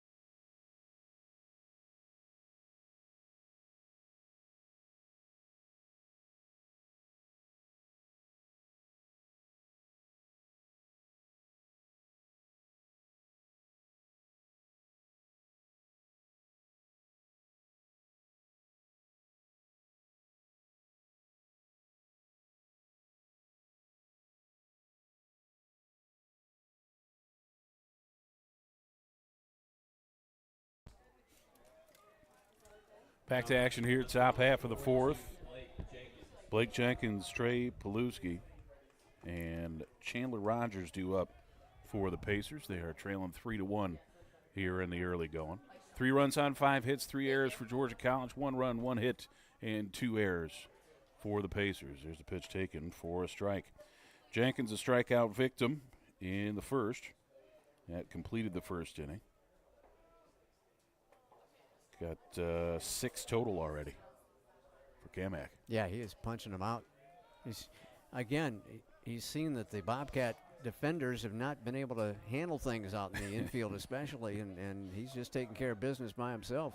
Yeah, not blow away type of stuff. He'll strike out as hitters last year, but not this elite level kind of 6 over 3 innings kind of scenario. But getting it done so far. 1-2 now the count. Struck out the side there in the second inning. Yeah, he struck out 4 guys in a row. Yeah, because he finished off the second with a K as well. And there's another one. Swung on and missed. Tag applied, I think. Yeah, looked like they did get it. So swing and strikeout. First out of the 4th inning. 7th strikeout for Bradley Kamak. and the batter helped him out a little bit. That looked like it was sliding out of the strike zone low and away. Yep, might have been the changeup that dropped off the table or a curveball down in the dirt. But either way, it is the 5th strikeout in a row for Bradley Kamak. And that brings up Trey Paluski. Paluski, a ground out to second base in his first trip, and he takes a strike on the outside half. Bradley's in a rocking chair right now. Yeah, he's not, and he's not going down the middle at all. No. He's working the edges so well. As Bobcat infield is played to the opposite field here on Paluski. And shallow here for Cassius Young. He's in on the grass. 0-2 now the count. Yeah, really swung around there is the Bobcat third baseman. Lots of options here for Kamak with the 0-2 count. Here we go. Swung on and just got a piece of it to flare it back to the net. Couldn't catch up to the fastball. Coach Eller said he may hit 90 if he's all loose and ready to go, but mostly mid to upper 80s with the fastball from Kamak on the senior season here so far.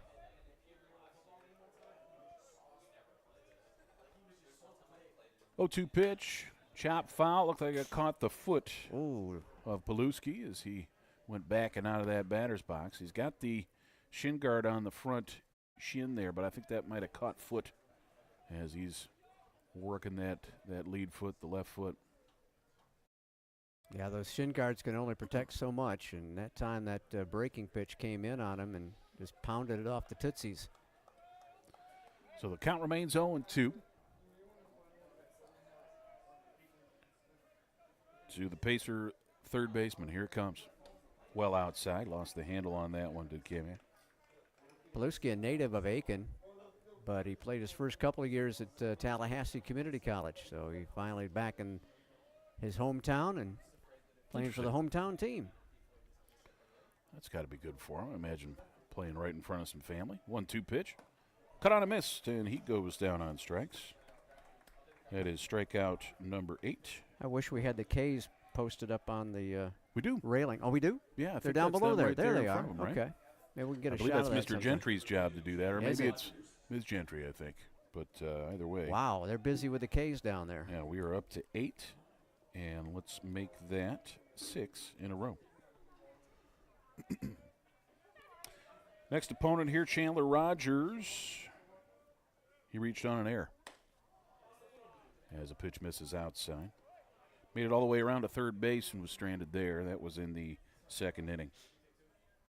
Rogers out of Commerce, Georgia, probably Banks County high school player. Went to South Georgia before coming up to Aiken.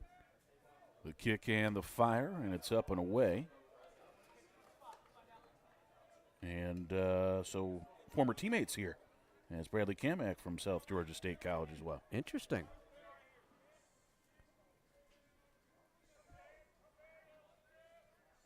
Played with each other for a couple of years and against each other for a couple of years. 2-0 pitch. And that's flared back to the fence. It's 2-1. Makes you wonder who has the advantage. Yeah, you know, know? I mean, the familiarity that way.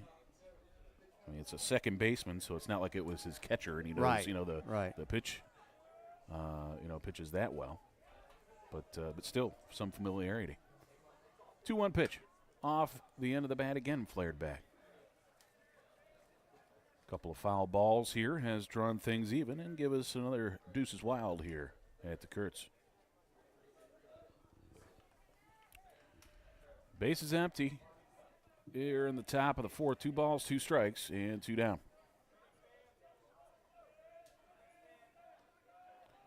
Kick and a pitch. Swung on, just got a piece of that one. The late swing there.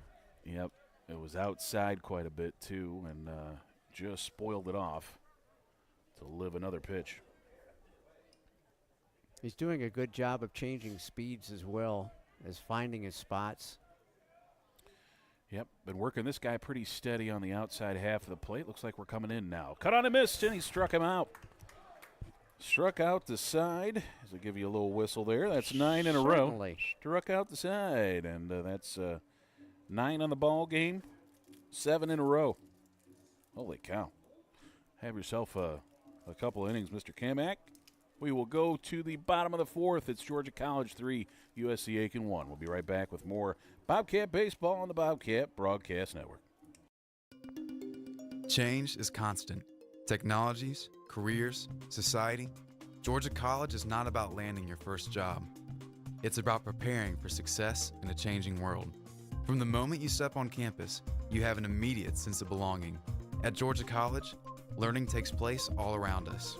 Our students are critical thinkers, ready to graduate into a complex world. Georgia College, your public liberal arts university.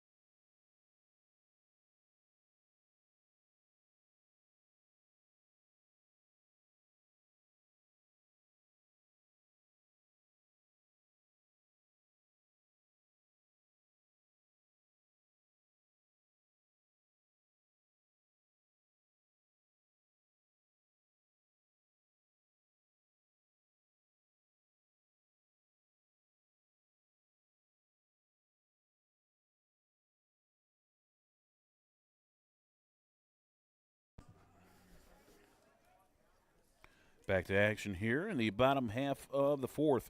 Got Jay Saunders, Therese Miller, and Cam Hill due up for Georgia College. These three had a couple of hits and a run scored, one driven in the second inning, as the Bobcats really did the damage in the bottom half of the order. Saunders tagged the single up the middle, has an RBI. He's 1 for 1. Takes a pitch for a ball there. Moultrie, Georgia native. Do you know where Moultrie is? I don't know where Moultrie is. Down south? Got you along that. Sorry, I got my mouth full. Sorry. Along that Florida border? Yeah, it's pretty far south. Gotcha. 1-0 pitch. At the curveball, going to stay high, though. Didn't snap down in the zone like the other ones have, and it's 2-0. It's well Jay below the Saunders. net line. Way into the net line. Gotcha. And crocodile line almost. Or alligator line. I Gotcha. guess we don't have crocodiles here, do we? Well, I Just don't. alligators. I don't know. I haven't run into any of them yet myself. So tap foul off the end of the bat, not the kind of swing you want on a 2-0. It's 2-1 now. Saunders redshirted a season ago as the bullpen catcher for us and had a great summer. Made the All-Star team in his summer league and has really carried over into the start of this season as he's a redshirt freshman. Forced into catching duties, didn't have the starting job at the beginning of the season as that one's tapped foul, but got into the lineup on the injury by Holloway. Played the first couple of weekends and was able to hang on to the spot. Was hitting so hot we had to find a spot to put that bat, and left field apparently is the answer. Well, again, good versatility on the part of the Bobcats. Guys able to play a number of positions to help out. Do have another catcher on the roster. Here comes a 2-2 pitch. Swung on and missed. Saunders goes down on strikes. They will have to complete the play at first. So that's a strikeout swinging with a 2-3 finish on it. And that's the first out of the fourth. Yeah, Saunders went after a pitch that was in the dirt, but Leisenring able to make the throw down to first on the inside part of the line. 3 strikeouts now for Spence here in the fourth. Therese Miller now at the plate. He reached on a fielder's choice and scored a run in the second. So 0 for 1.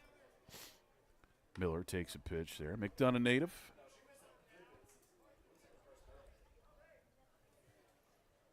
I've been to McDonough a couple times. Got a burger place I really enjoy there. The name of it escapes me right now. That shocks me. I'm stunned that you found a place in McDonough. That's my frequent spot. I got a yank foul here. Yep, gonna get just foul down the third baseline.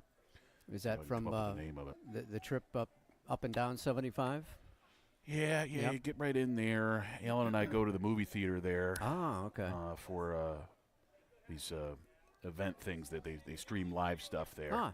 So we've gone there a couple of times, and we always go to this burger place. I forget what it's called, but delicious. Good stuff. Good stuff. It's right downtown McDonough. They got like a town square there, yes. and it's part of that square. Well, you ought to get them on board as a I sponsor. don't know that would be real financially sound for them, but maybe we'll see. 2-1 the count here to Therese Miller. Got the bases empty and 1 down. As we're working our way through the middle of this ball game, Georgia College out in front, 3-1. Got all 3 runs in the second inning. As both teams have kind of settled in a little bit here, a couple of zeros in the last couple of frames. That one's chapped foul off the plate. Got a 2-2 count. Bobcats have had a lot of healthy swings off Spence, but just nothing to show for him. They've gotten the end of the bat on the ball. He's doing a good job of missing bats. Yeah, not as good as K-Mac. I think he does a good job of missing the meaty part of the bat. The mistakes aren't there for Spence, and that's shown for the season so far with that 3.5 ERA. Tried to dial up a little extra miles per hour on that one, and instead pounds the fastball into the turf. It's a full count now for Therese Miller.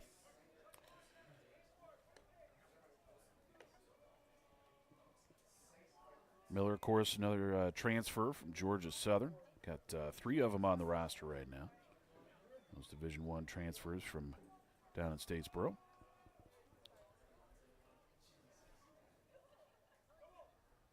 Long look in here, and a payoff pitch is due to Miller in a little bit. And here we go. The kick and the fire. With maybe a slider there. Looked like it had some late movement to it. It's fouled back and out of play. Did we ever get any more folks from the old Armstrong program? No. Okay. Nope. I think we're officially cleaned out there. We had the 2 seniors in Miller and Slaughter last year. Mm-hmm. Not Miller and Slaughter. It was Warren and Slaughter, sorry. And key pieces for us off the bench, both of them. This one chop foul back to the fence. Miller doing everything he can to stay alive out there. But yes, I think it's we do still have some Pirates, including Emily Crowell over there with the volleyball squad. And I believe we've got a couple on cross-country team as well. Saw that the old gym there in Savannah is going to be hosting state basketball. I was like listening GC is. to the Gold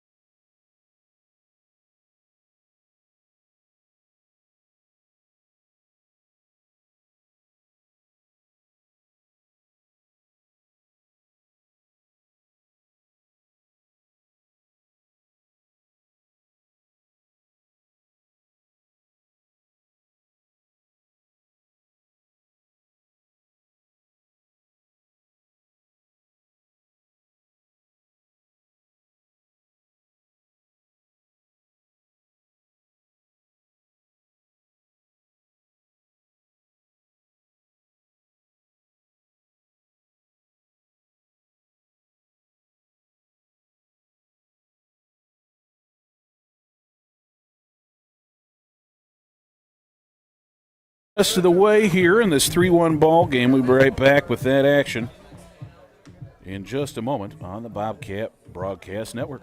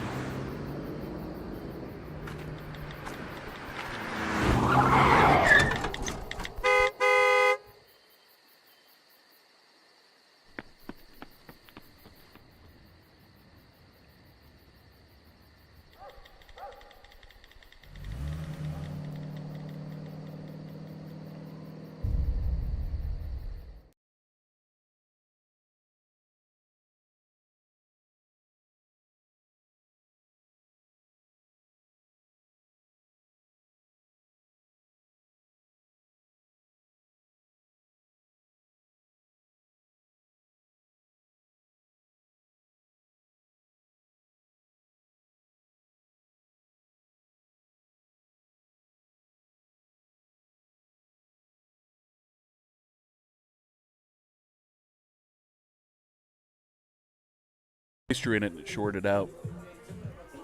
Top of the 7th at the Kurtz. Georgia College with a 3-1 advantage. 3 runs, 5 hits, 4 errors for Georgia College.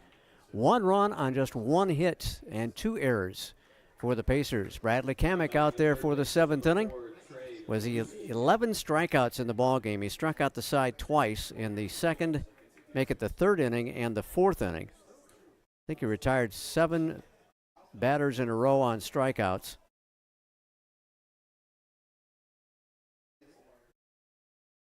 And the first pitch of the 7th inning is down low to Trey Paluski, the 3rd baseman. Paluski with a ground out to 2nd baseman Cal Gentry and a strikeout swinging.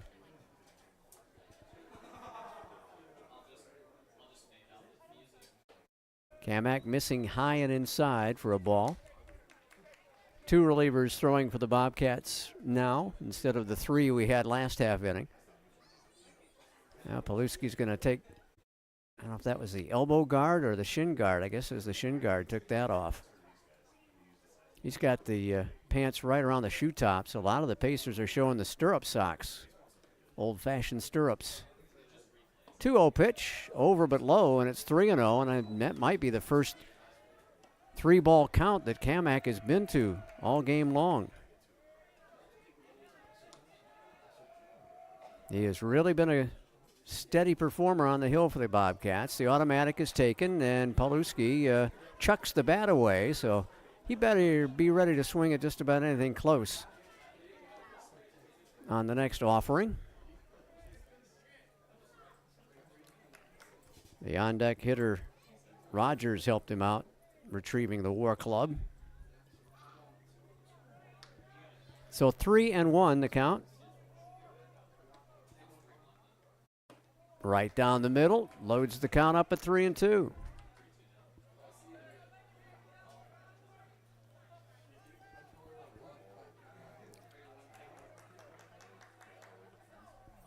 Kamek with a kick in the deal. Ground ball to 3rd. Knocked down again, but Young recovers and makes the play. Stumbled as he got that grounder, but was strong and true with the throw across the diamond. Bobcat infielders have had a time of it tonight, shall we say. 4 infield errors. Well, excuse me, three infield errors and an error by the Bobcat right fielder Miller. Chandler Rogers reached on a throwing error by shortstop Cook in the 2nd inning and struck out in the 4th inning.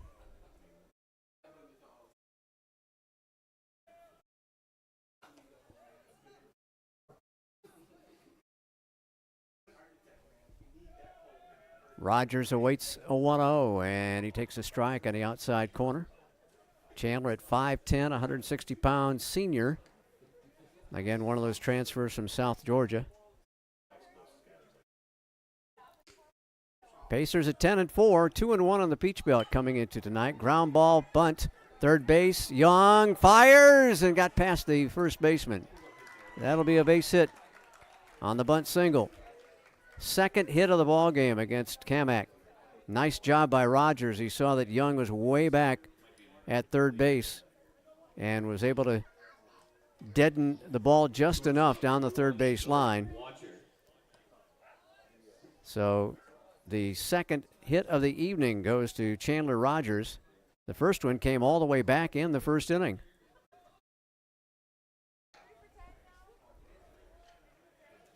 So 5 straight innings without allowing a hit for Bradley Kamek.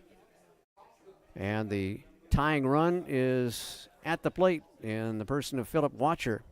As Al said earlier, Watcher's the only pacer not to strike out against Kamek.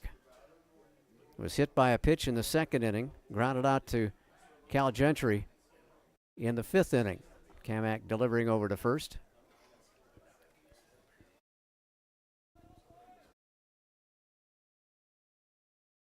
Lacurto is one of the relief pitchers hurling down there, and I think Brad Spinner's the other one, the lefty. Another toss over to first, keeping a close eye on Chandler Rogers.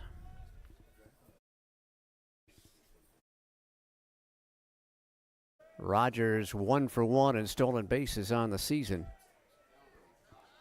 Time called. Coach Eller is out of the dugout now. And Bradley Kamek may be approaching 100 pitches on the night. And Coach Eller may have seen enough.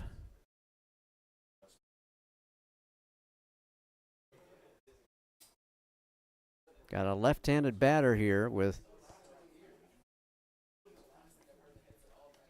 the lefty Spinner getting loose.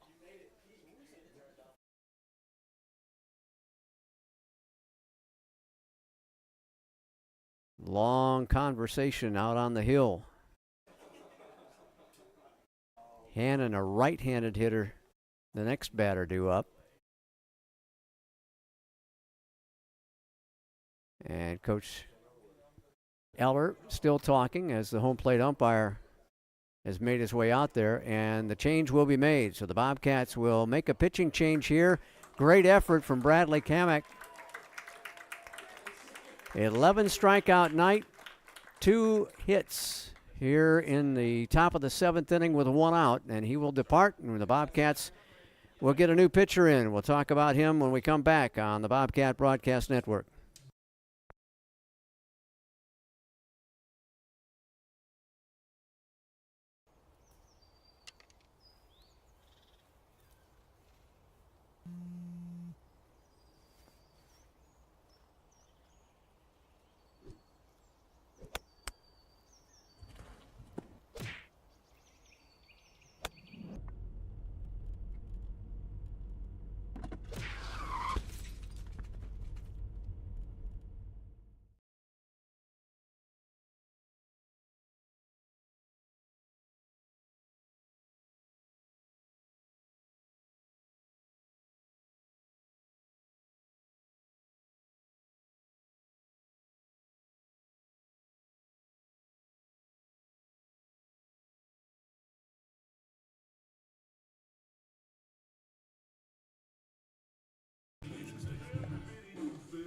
Georgia College to the bullpen here. The call to the bullpen.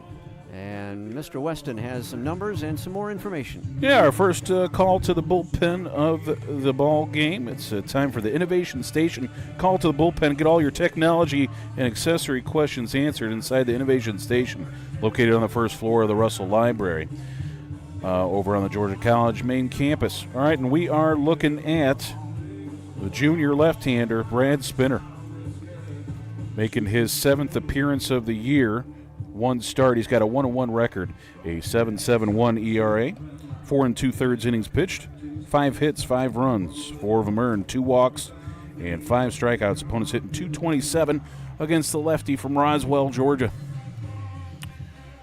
Well, Spin Man, a member of our SGA for, I believe, a full year. He was a SGA center to Student Government Association here on the Georgia College campus. He will inherit a runner at first base and 1 down here in the 7th inning. The bunt single by Chandler Rogers and a couple of throws over to first base before the first pitch to Watcher. And that was enough out of the arm of Bradley Kamak. Toss to first and back to the bag is Rogers easily. The Bobcats have Cash Young in on the grass at third, anticipating a possible bunt by Watcher to get the runner in scoring position. And home plate umpire talking to the Pacer dugout about something or other. Didn't get a chance to find out what that's about, but he's writing on the card. That must have been a warning. That's very possible. Yep, I'm guessing that's probably a little bench warning to get things calmed down a little bit. Perhaps they were opting for a balk. Ah, yeah, that's a I'm good not call. sure. Because there's no count, so it can't Right. be balls and strikes. First pitch sweeps over the outside corner for a strike. That'll raise the hackles on that side again. You know, anything close was going to be a strike right there. Absolutely. It's like when the batter throws the bat away on a 3-1 or 3-0 count and thinks he's got to walk, and you got to swing at just about anything. 0-1 offering, tap foul, quickly 0-2. So that will probably take off the bunt. And Kamak doesn't get the opportunity to get that last strikeout here with Watcher. He was the only one that he hadn't struck out today. And doesn't get the opportunity to face him that one last time. What a shame. But he apparently the count unofficial up to about 111 pitches. Whoa. So, yeah, it's about time to call it a day. I had thought it had gotten over 100. But maybe not that far. Yeah, definitely this early in the season, even with the rubber arm that Kamak showed last year, you got to take care of him. Got two righties warming up, so this might just be a one-batter scenario for Spinner. We'll have to see. 0-2, up high, didn't chase. As we've got Colin Licurdo, he gets to get on the mound out there in the bullpen now. Yes. they let Colin in. And Kyle King, of course, as well. Well, he knew the secret password. Yep. To get on the mound. Or the handshake or whatever it is. Yep. 1-2, strike three. That'll sit him down. And, well, Watcher gets the K, but not against Kamak. Buckled his knees a little bit there. That was a breaking pitch that Watcher was not sure what to do with. Well, he lived up to his surname. Yes, he was taking advantage of that. Yep. Yeah. And Jackson Hanna will try to extend the inning here with 2 out and 1 on. Bobcats with that 2-run lead. It looks like Spinner's going to stay on to face the right-handed hitter. Got another lefty, it appears, on deck, so that might be part of the rationale here. That and the nasty curveball that he just threw. My goodness. That thing just went across 2 time zones. It looked Indeed. like 0-1 on a foul out of play. Hanna 0-for-2 in this ball game. Ground out to Bobcat first baseman Garrett Green, and a strikeout looking against Kamak back in the 5th inning.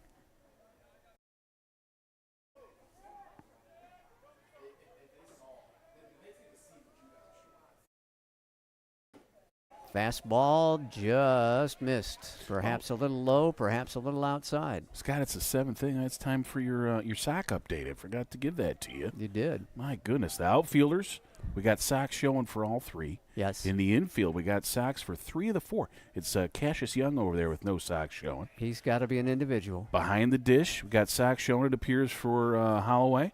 On the hill, thrown over to first base there, is the socked Spinner. To me? Okay. Yes. Socket Spinner. So that is your sock update brought to you by absolutely nobody. Well, we'll have to get that sponsored. You got everything else sponsored, but no, you don't want to do the stock update. No. Nope. You just want to own that yourself. I prefer, buddy. I prefer no sponsorship on that. High and outside. 2-1. Yeah, Cassius Young's got to be the lone individual He's the only out there. one in the entire 8 out of roster 9. right now. That's something. Amazing. You don't see that often. Nope. Ever since you started doing that, I think I've kept a mental track, and I don't think we've had this. Yeah. You never get the clean sweep. That No, I'm you looking don't. forward to that someday. One way or the other. It's usually you can't get either all socks or no socks showing. Tap towards shortstop. It's cut off by the third baseman. That's Young, and he threw it away. And a runner will get to third and to second. We did have a collision at third base, and we're going to get some complaints here from the Pacer umpires as well as Kenny Thomas. As Cook was rounding third base with the base runner there, and collided with the runner there on third base. There might be a legitimate complaint here. The only problem is for the Pacers is I'm not sure there was enough umpires to see that contact. Plus, I don't really think it held him up from advancing the bag either. It appeared to me like he was almost on the way back when the collision happened. He was turning back toward third base. So this is not quite the scenario that we're talking about here. So it looks like second and third it will stay. I believe did a run come in on that? No. Okay, so yeah, all right. So we're good yeah, on they had the runners, scoreboard and everything. Right. Man. Just had that runner at first base, and he's Fifth error in stationed the at ball third. game. 5 errors, Scott, over 6 and 2/3, and just one run. Yeah. That's how about the pitching for that? You know, get Getting out yourself of out of jams. jam after Yeah. jam after jam. Well, Kamak just took it on his own to strike out most of the batters he Tell me faced. this, Scott. Did we have any walks? Have we walked anybody? No. Kamak went to a 3-pitch count one time. I mean, we're in the 7th inning and Yeah. we haven't walked a single. I think he plunked one guy, right? Right. So one free pass. That's how you do it. Yep. That's how you overcome 5 errors is by not walking a single guy. And now Coach Eller's out to try and settle the troops down a little bit here and get us out of this mess with one more quick word. Going to probably leave Spinner in to face that left-handed batter. Yep, got the righty on deck, I believe. That's the catcher. No, he's a left-handed hitter, isn't he? The catcher there, Leisering? Leisering is a lefty, yeah. Or is he a switch hitter? Because it looks like he's kind of warming up right-handed. Maybe that's just part of his warm-up routine over there. What do we got on Leisering? Got him as a switch hitter. You're correct, sir. Okay, all right. So you're not going to be able to make any matchup work in your favor there with the 6'4" catcher. So, yeah. So this, I guess, trying to be prognosticator here. If Spinner gets this guy, well, the inning's over, of course. So we'll be out of this jam. But if he doesn't get him, I got to think that might be about the end. We'll go to the right-handers. We'll see. We'll see how this unfolds. Hopefully he'll get the out and not have to worry about all that, right? Well, the Pacers did not win that argument, so runners at second and third and 2. Big hook in for a strike. He had him bending, doing a little limbo there, and missed the ball completely. That's so tough for a lefty with those breaking. I mean, it starts right at your eyeballs. You're seeing your whole life flash before your eyes, and then it gets called a strike. What the heck's going on here? Nice tilt to it as well. Squaring to bunt, back toward the mound. Trouble for the Bobcats. And he didn't get him. And 2 runs will score. Holloway with a throw to first was tardy with it. And 2 runs score to tie the ball game. Now check it, just a 1 run. Excuse me, I saw another gray shirt down there. But the bunt single by McQuillan gets the RBI. And it's a 3-2 ball game. And we've got Coach Eller talking things through with the base umpire. That was a close play at first base. Holloway did everything he could. He popped out of that crouch very quickly, got to it, and threw an absolute bullet to first. But I from here he looks safe. I don't know what you think, Scott. I thought so too. But it was a tight play at first base, so I think that might be the conversation there. But now the game's tying run is hanging out at third base. And, that's not really the fault of Spinner there on that last at bat. A bunt single, there's not too much you can do about that. It was a well-placed bunt. Good job by him. It just absolutely died out in front of the grass there. I thought they were going to. Sneaky one, too. I mean, he just squared at the last possible second. Very crafty on the bunt. So Leisingering with a chance to tie the ball game. He has a hit in 3 trips. He struck out his last 2 times against Kamak. Got the base hit back in the first. And Spinner drops one in for a strike. For McQuillian, his RBI was his 9th of the year. On a bunt that just barely made it out of the batter's circle. Unfortunate. Smashed foul right side. So Spinner is one pitch away from retaining the lead here. Yeah, just the third hit of the ball game for the Pacers as they, have not really taken advantage of those 5 errors up to this point. They've had 67% of their hits this inning. 2 of the 3 hits on the board have come this 7th inning. Swung on and hit to left. We're tied. Just reached out and drove it into left field. And they're going to try to go to the plate, and he scores. The throw is back to second base. And then we airmailed a throw to the plate, and it's 4-3, Pacers on top. And there will be another error tacked on to that play. So a base hit by Leisingring gives them the tie ball game and an RBI for him as well.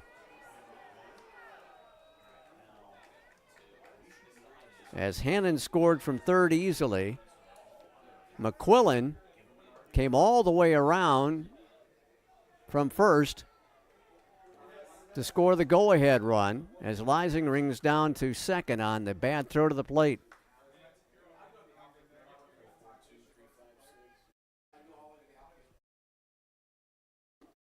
Durden looks at a strike, 0-1. The DH 0 for 3, 2 strikeouts, a ground out to third.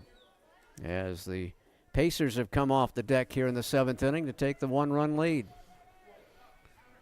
And I'll no surprise at all with the perseverance here from USC Aiken. They're a well-coached ball club, and finally were able to take advantage of the miscues by the Bobcats there.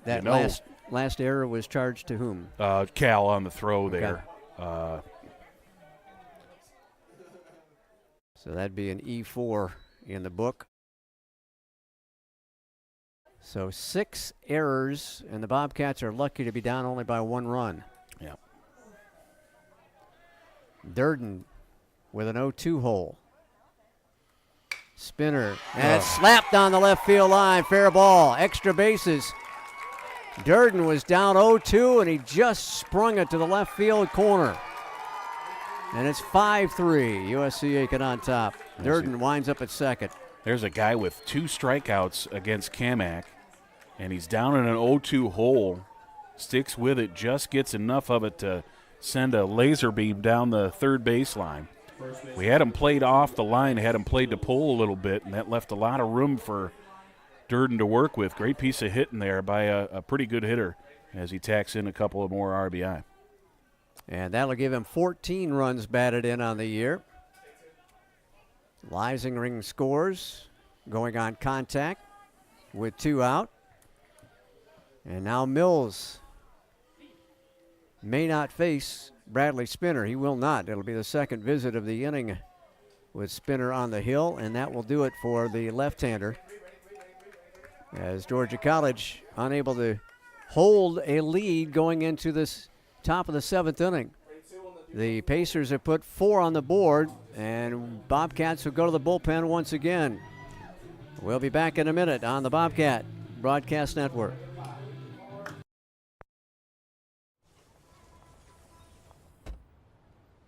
Na, na, na, na, na, na. I love you so. I love you. I love you. La la la la. La la la la la la la. We're here. Yay! It's a short drive from your neighborhood to your naturehood. To find a neighborhood park or green space near you, visit discovertheforest.org.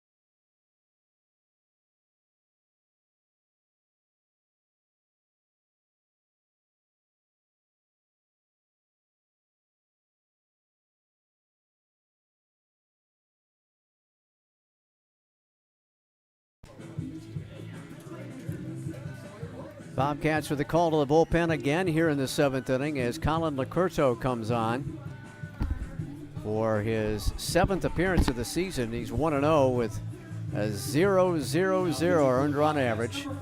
No saves as yet. 4 2/3 innings pitched. He's given up just 3 hits and 1 run against him. It was unearned. A walk and 5 strikeouts.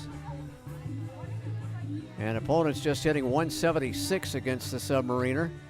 And he is challenged to trying to shut down this 7th inning after it's gotten away from the Bobcats. Yeah, I mean, the good news is we're 1 out away, you know, so attack 1 hitter here, get the out, and get back in the dugout, lick your wounds. But unfortunately, those wounds are, rather large at this point. A 4 spot already in this inning, and it's been really of our own doing as, that big couple of errors in this inning have really charged the Pacers as they took advantage finally with a couple of hits to bring in those base runners that got on by errors.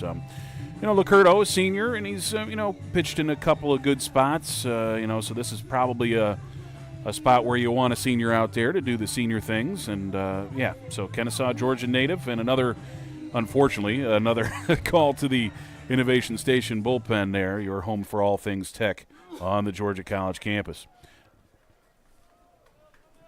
Alex Mills at the plate with a runner at second base.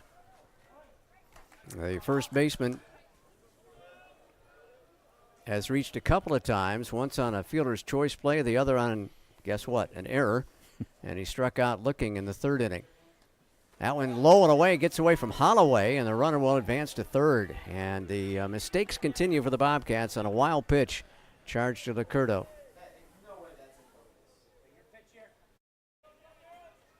And Holloway will have a quick chat with his I wonder if maybe they didn't get crossed up on signs they must there have. or something. Yep. As with that runner at second, quick conversation. Yeah, runner at second, you change the signs, of course. That's a good point. Yeah. And now you got a runner at 3rd, 90 feet away from adding another run in the inning. And a 1-0 pitch coming up to Mills. Bobcats infield is pulled around for a pull hitter. Ooh. That one's taken at the knees for a strike, and it's 1-1. Looked like a little bit of, tailing movement back towards the batter there. It looked like that pitch was going to go outside, and then just a little boop, right drop into the zone. That's a tough pitch to hit.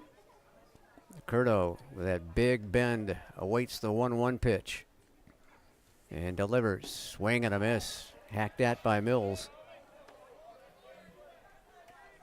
Saw Colin earlier this week. He was in the midst of job interviews, I believe, as they had a couple of like a job fair going on campus. So he was over there visiting with those guys and came through in a suit, looking sharp. All right. He sets and deals 1-2. Very defensive swing to retire him. But a big 4 spot in the inning for the Pacers, helped out by 2 huge errors by the Bobcats. 7th inning stretch comes up. GC's got a battle back, trailing 5-3 on the Bobcat Broadcast Network.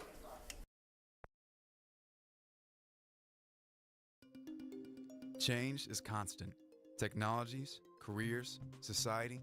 Georgia College is not about landing your first job. It's about preparing for success in a changing world.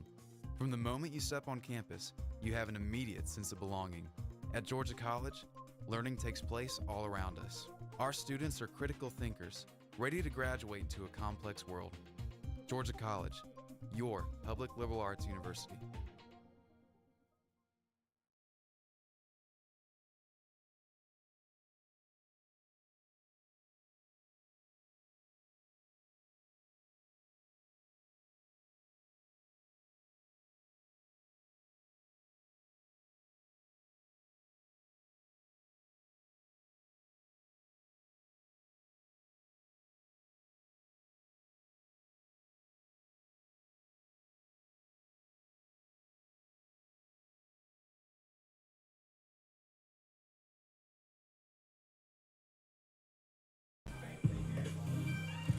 All right, folks, going to come back from your 7th inning stretch. That is sponsored by Barnes & Noble, the official bookseller of your Georgia College Bobcats. We want to thank our friends at Barnes & Noble for getting us through stretch time here at John Kurtz Field. Well, let's try and get them back here as the Bobcats gave up 4 in the top half of the 7th, and here in the bottom of the 7th it'll be 7, 8, 9 due-ups. Jay Saunders, Therese Miller, and Cam Hill. Got Spence at 92 pitches, so he's getting close, I would imagine. They are starting to move. They're starting to throw in their bullpen. Yeah, it looks like we got one arm going, but it doesn't appear as though he's on the bump yet. Well, they got two. They got two, a lefty-righty going. going. Got a lefty-righty going, looks like. We'll check out those for you in a second. And first pitch taken for ball 1 for Jay Saunders. Saunders with a single in his first 2 plate appearances. Also struck out against Spence. Spence is retired 4 Bobcats via the strikeout route. And there's strike number 1.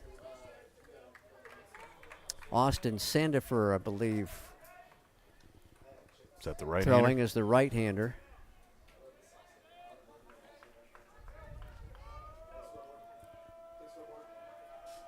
Down in the Pacer bullpen. Hefty cut, comes up empty, and Saunders is down 1-2 now. Well, Saunders trying to hit that 2-run home run with nobody on nobody base on there. base, exactly. Not an easy thing to do, Mr. Weston. Yeah, muscled up on that one a little bit.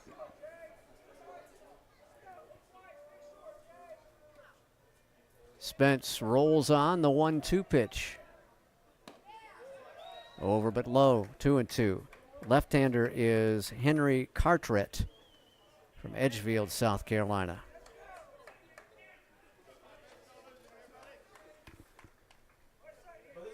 Bobcats were in the lead.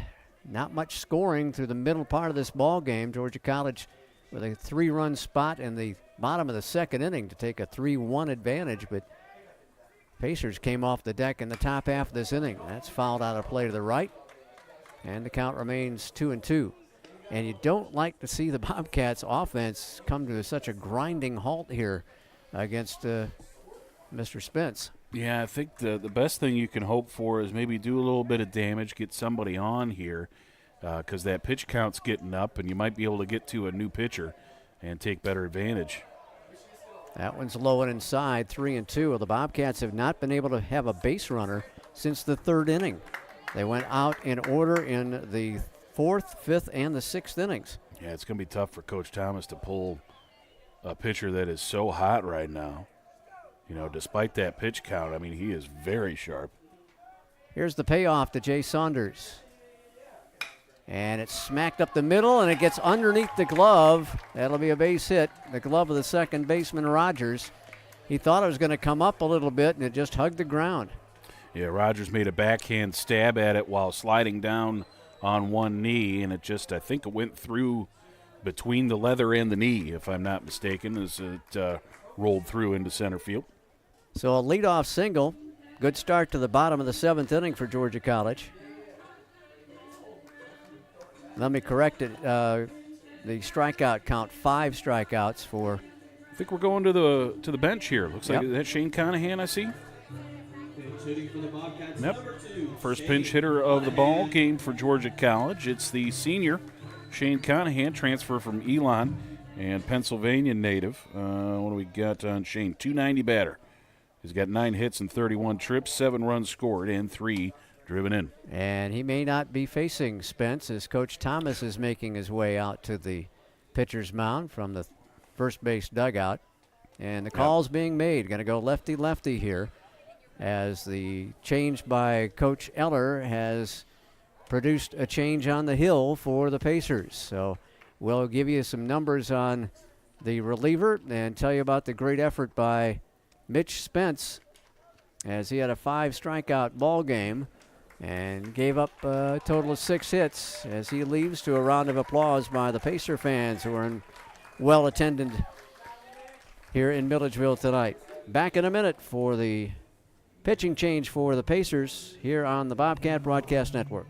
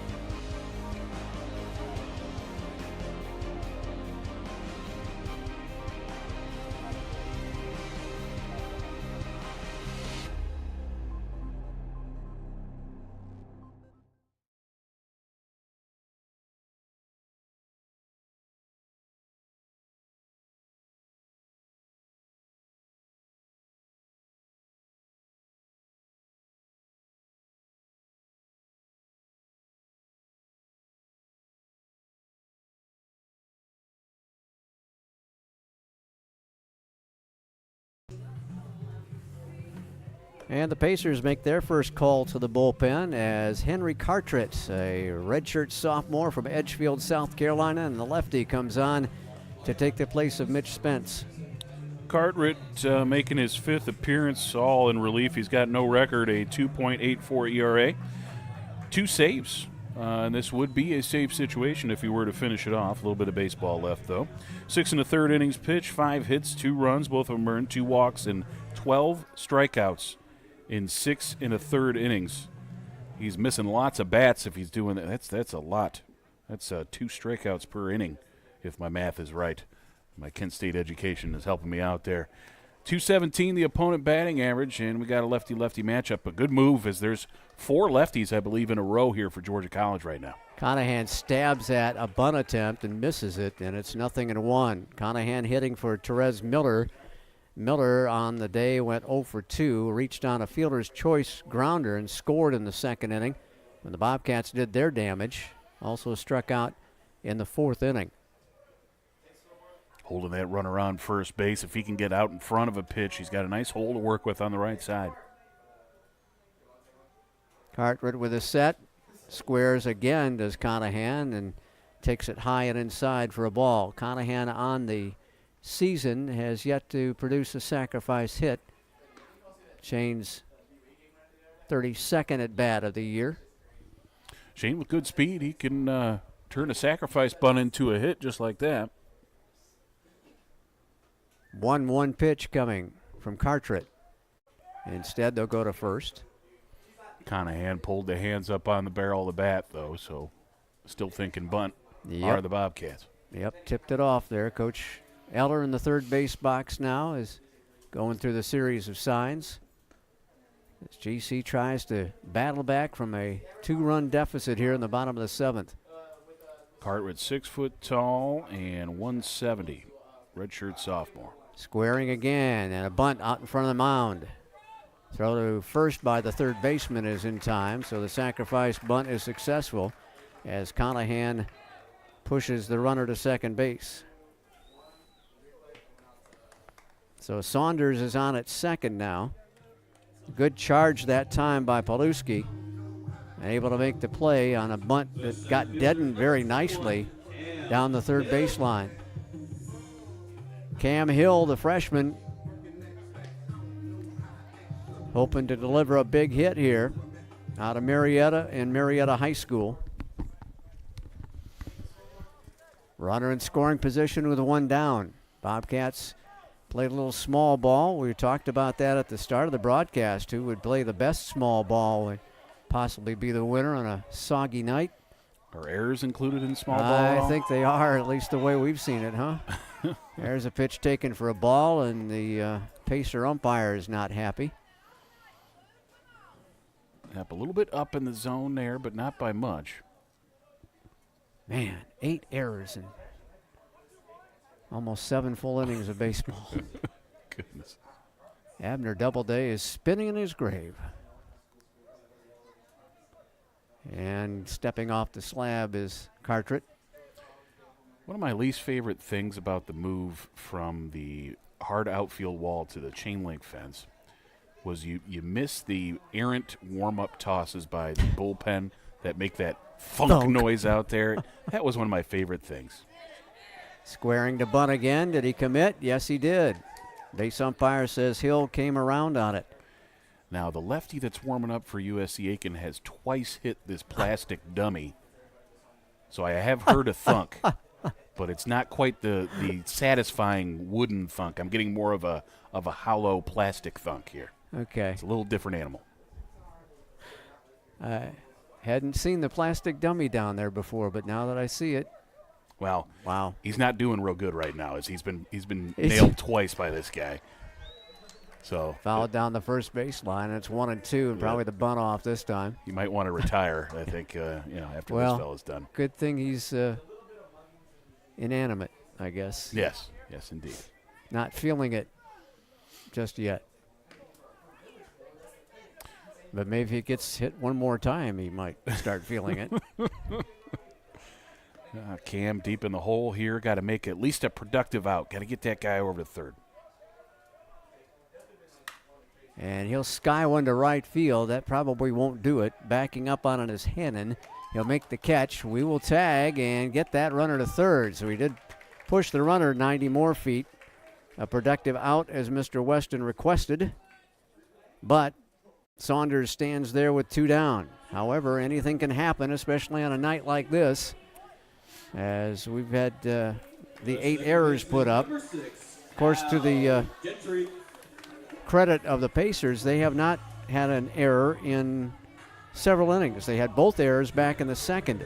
So they've done a pretty good job of containing the mistakes. Here's Cal Gentry to try and keep that inning alive and get the run in and make it a 1-run ball game. I think last time up he sent that ball to the fence. Yep, that was in the 5th inning. Hardest hit ball of the day. And he's going to smoke one to right field.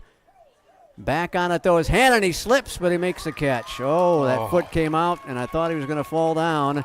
Gentry gave it a ride, comes up short again.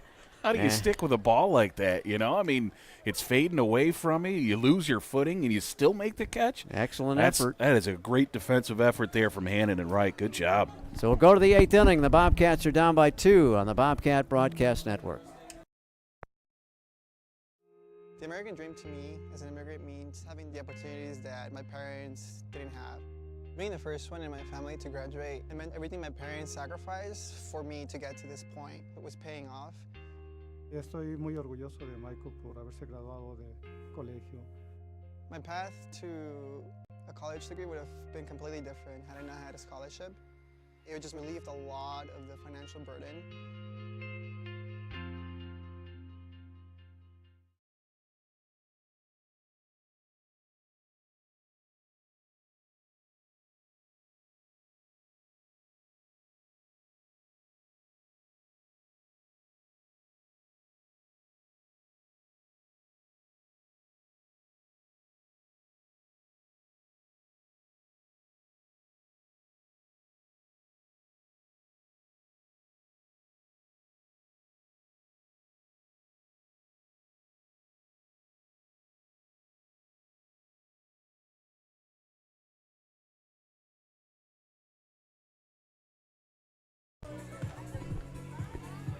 Lacurto will carry on for the Bobcats out on the hill as we go to the 8th inning. GC down by 2.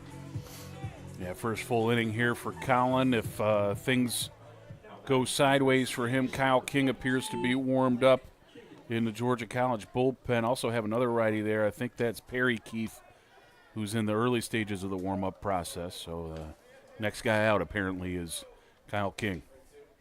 Blake Jenkins will start off the 8th for the Pacers. He is 0 for 3. He's very happy to have seen Mr. Kamak depart. Struck out twice and lifted a fly ball off the slants of Bradley. Jeez, Jenkins apparently known for the bunt, as Cassius Young was almost in his ear hole there. Yeah, My you could goodness. tell what flavor gum he had, right? Wow. Going to take a couple steps back after that big cut, though. That'll make you rethink things a little bit. Lacurto comes to that high set and bends one in for a strike, and it's 0-2. See that two-seam movement again, back in toward the right hand. Looked like that pitch was going to go outside, and then at the last second just dips right back over the corner.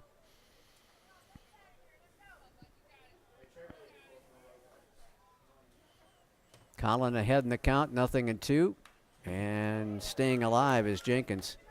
Well, I sure hope Colin, in his old age, is going to be able to stand straight, because he's all hunched over, crouched. He's got the knees working. He's got the back bent down. And yep, the throw is down there as well. From what I understand, my back is hurting just seeing him. Yeah, just watching like him do it. Yeah, absolutely. From what I understand, that's like a more natural motion for the arm to do that side arm or submarine arm, right? That's why softball is where more they can throw for days there. Yep. And you can pitch forever if you throw it underhand. We'll go 0-2 once again to Jenkins. And he'll sky one to right, but it's fading out of play. Out between the two diamonds, that's the Peeler Complex. Jenkins got a good piece of that one. Unfortunately, was late on it, but he hit that very solid. Squared it right up. Well, like the Bobcats, the Pacers are not long ball hitters. They've had 11 home runs. GC has struck only 3 round trippers this year. Big difference from the last couple.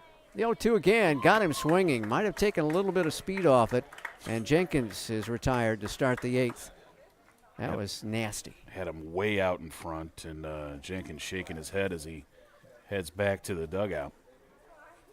That'll bring Trey Paluski to the dish. Couple of ground outs, 1 to second, 1 to third, in between a strikeout. They sent 7 men to the plate in the top of the 7th inning, and 4 crossed.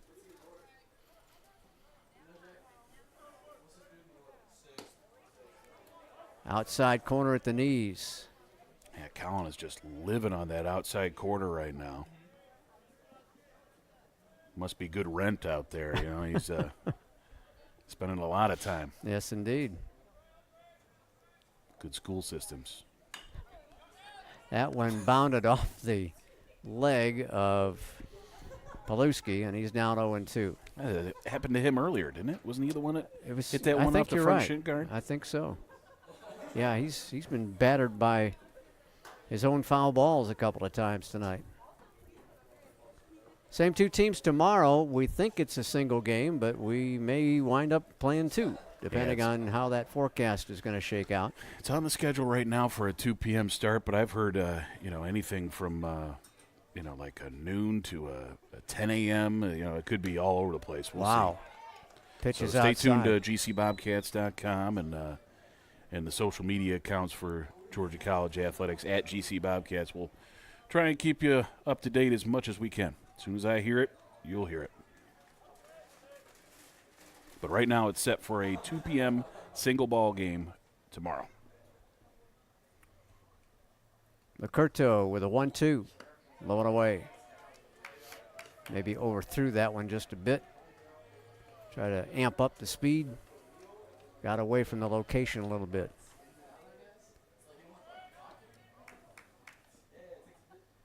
GC was cruising along with a 3-1 lead, and then Kamak had to depart after 111 pitches, 110 pitches. Yeah, I believe we had him at 111. Wasn't that right, Josh? Yeah. Again, unofficial numbers right there. But that one skied out of play. Spinner came on in that 7th inning with 1 on and 1 out. Struck out the first batter he faced, and it looked like the Bobcats were going to put that one in their back pocket, but an error kept the inning alive. Another error would allow a couple of runs to score, and it was a 4 spot against us. The 2-2 to Paluski, and that's chopped back toward the mound. McCurto hops off, throws it away. Fortunately, the runner will be at first. Garrett Green a little slow to get up. Yeah, he's still hunched over there. He made a diving attempt at that ball. I hope he didn't come down on a wrist or something like that, as he appears to be a little on the uncomfortable side, taking a little bit of a walk. Graduate assistant athletic trainer David Youngblood is walking the warning track out in front of the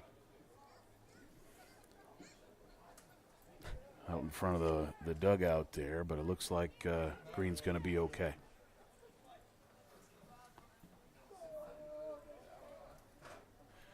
Well, we have not. Yeah, we have completed 7 innings. It's been so long, I forgot. And it's 7 errors on the board for the Bobcats. I don't know about you, Scott, but I think this is the most I've seen, in my 13 years. I've been around a little longer, and I don't recall this many in one ball game. Normally a program that prides itself on fielding. Last year, you said? Yeah, 2 years ago, national fielding percentage champion in Division II baseball. And a bunch of those guys are still around. McCurto with a 1-0 pitch coming up to Rogers. Well, the good news is this error hasn't hurt us yet, right? So Right. buckle down and attack this batter. Maybe see if you can get a ground ball in turn 2, get back in the dugout. But I don't know if I'd want to see a ground ball right now. oh, Scott. Sorry. Yes, he did. Yes, he did. A couple of punch-outs or a fly ball goodness maybe would be gracious. lovely. But ground balls have been our enemy tonight. All right. 2-0 pitch. Missed low. 3-0. And now the plate wobbling on Colin. And his time may be limited here today. Yeah, again, Kyle King ready to go. At the nearest call, he's been warming up for a while, so I think he's plenty ready at this point. 1 out, 1 on, thanks to the 7th error of the night on GC. The senior sets and deals 3-0 to Rogers. And it's low and inside, ball 4. First walk surrendered by a Bobcat pitcher tonight. And that puts runners at first and second with a 1 out. Shortstop number 1, Philip Watcher. And here's Philip Watcher again.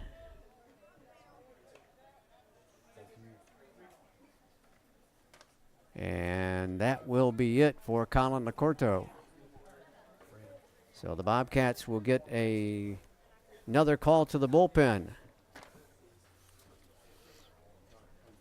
Here in the 8th inning, it's a 2-run ball game, but the Pacers have the momentum as Georgia College goes to the pen once more. And we'll be back to tell you about our new reliever next on the Bobcat Broadcast Network.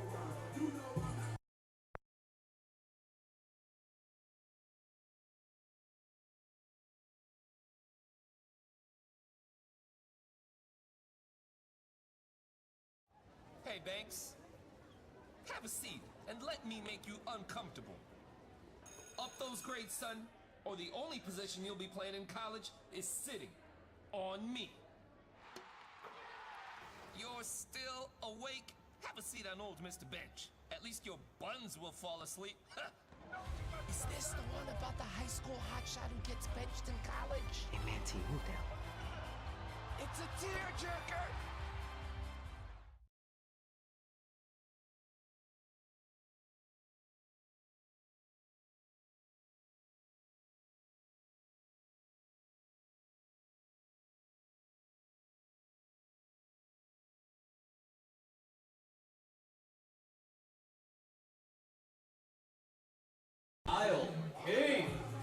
GC to the pen once again, and it is Kyle King coming out to try and shut down the visitors.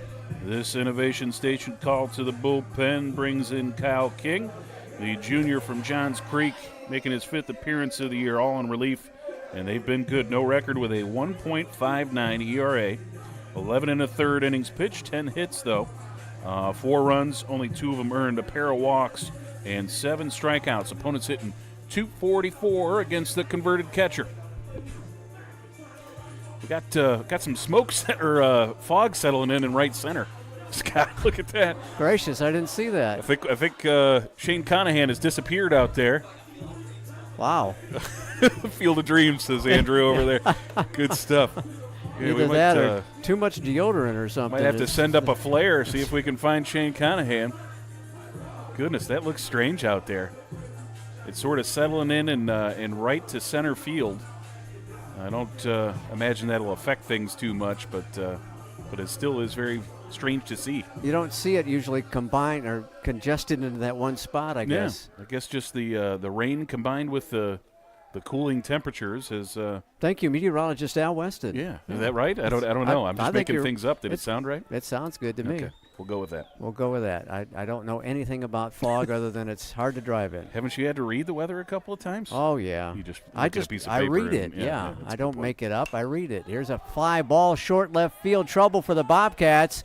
It's going to fall into no man's land, and the bases are going to be loaded for the Pacers. Yeah, only good news there is the lead runner had to hold up because it was a catchable ball potentially. So Paluski was about quarter of the way to third base. So they only advanced 1 base, but now it is loaded up with Pacers with just 1 out. Paluski at third, Rogers at second, Watcher now at first as he gets his first knock of the night. 1 for 3 plus being hit by a pitch. Just flared that one off the hands into short left field. 6th hit of the ball game for USC Aiken. And it's Jackson Hannon with a chance to add to the lead. Up at the corners of the Bobcats. First pitch fastball low for a ball 1. GC back in the middle of the diamond looking for a possible double play ball. No place to put Jack Hannon. He reached on an error in the 7th inning as he takes a strike. Came around to score.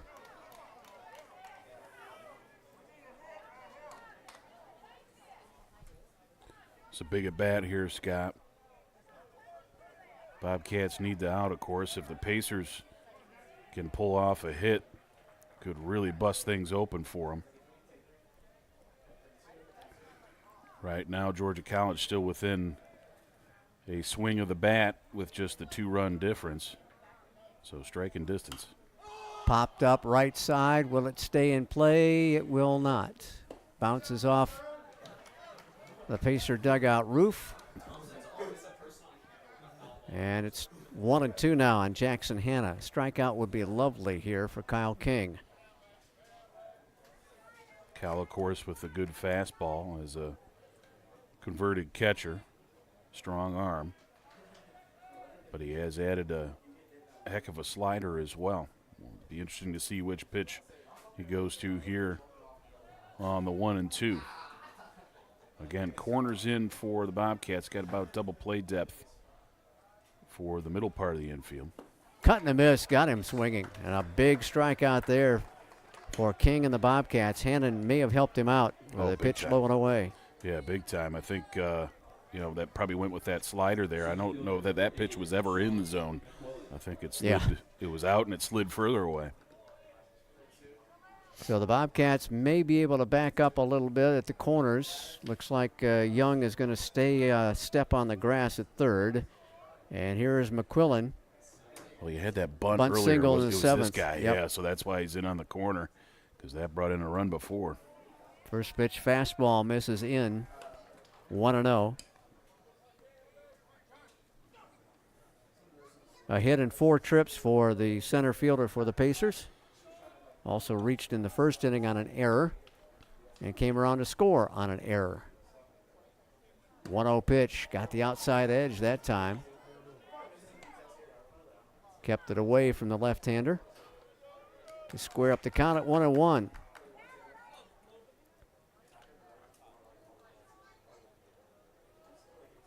A Pacer at every base, 2 out in the 8th. Tried to get that corner again and a nasty breaker, and it missed.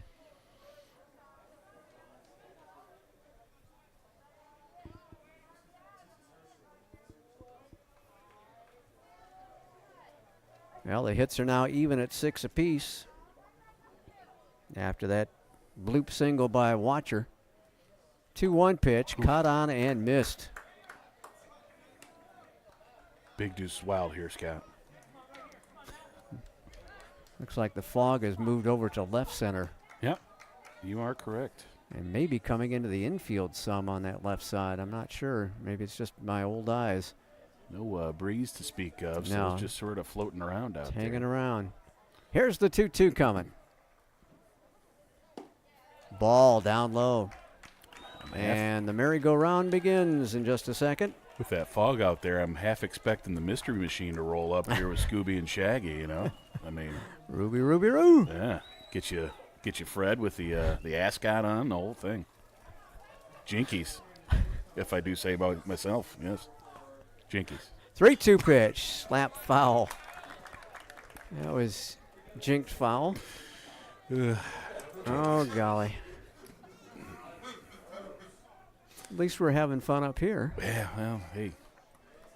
9 errors in the ball game, yeah. Yeah, we'll find fun wherever we can. I dare you to write this one up, buddy. Yeah, might have to pass this one off on someone. Base is juiced up here. Big pitch coming from Kyle King. 3-2. Off the end of the bat to the third baseman, and he delivers a strike. Thank goodness Mr. Young came up straight and true. And that will do it in the top half of the 8th inning. They leave the bases loaded and can't punch a runner around. So it's still a 2-run ball game going to the bottom of the 8th. You're on the Bobcat Broadcast Network.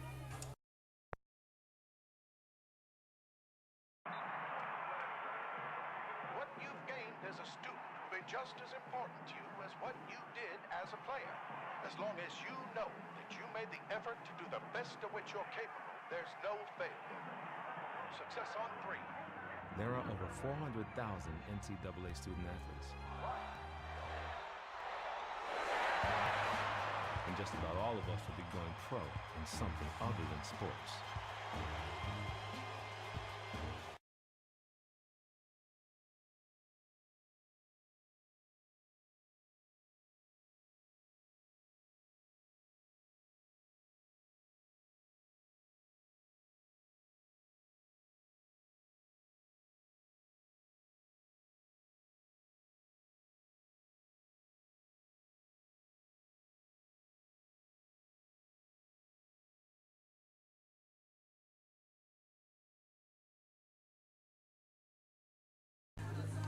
Now playing shortstop, number 44, Scott. Scott Huntley has taken over at shortstop for the Pacers, replacing Watcher as we head on to the bottom of the 8th inning.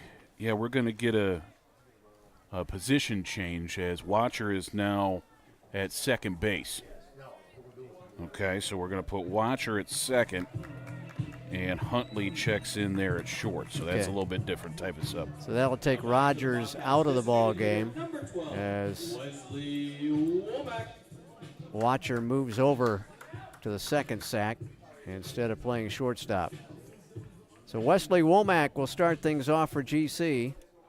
The Bobcats offense is ground to a halt since the second inning.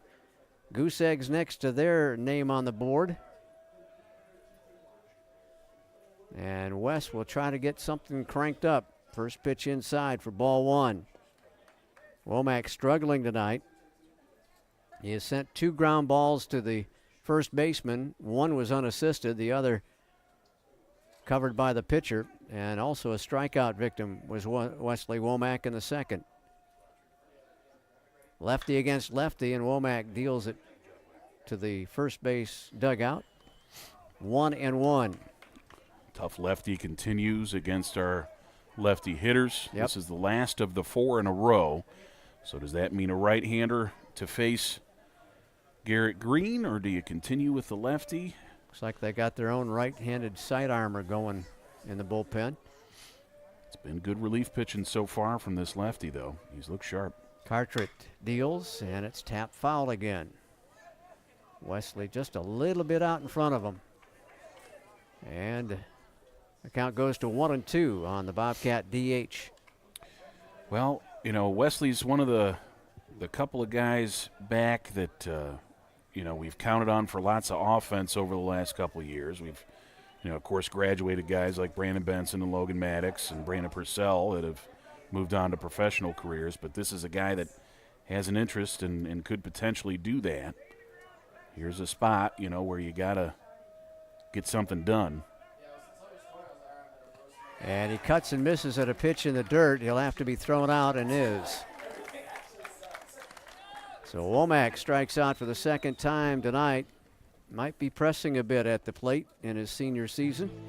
And that'll bring Garrett Green to the dish. Good thing that Garrett's okay after that issue at first base. Garrett Green. Green has a hit in 3 trips.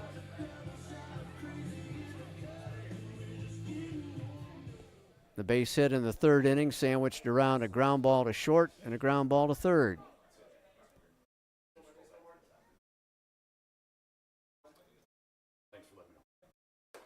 Big cut and a miss. Might have chased a pitch up out of the zone. As Garrett trying to give it a ride. Need base runners, fellas. Outs are becoming very precious now. Yep, tying runs on deck, but got to get to that guy. You know, Yep. got to get those base runners going. Get that position to have one big fly. Cut on and missed. Helped him out, and it's 0-2. This lefty is tough.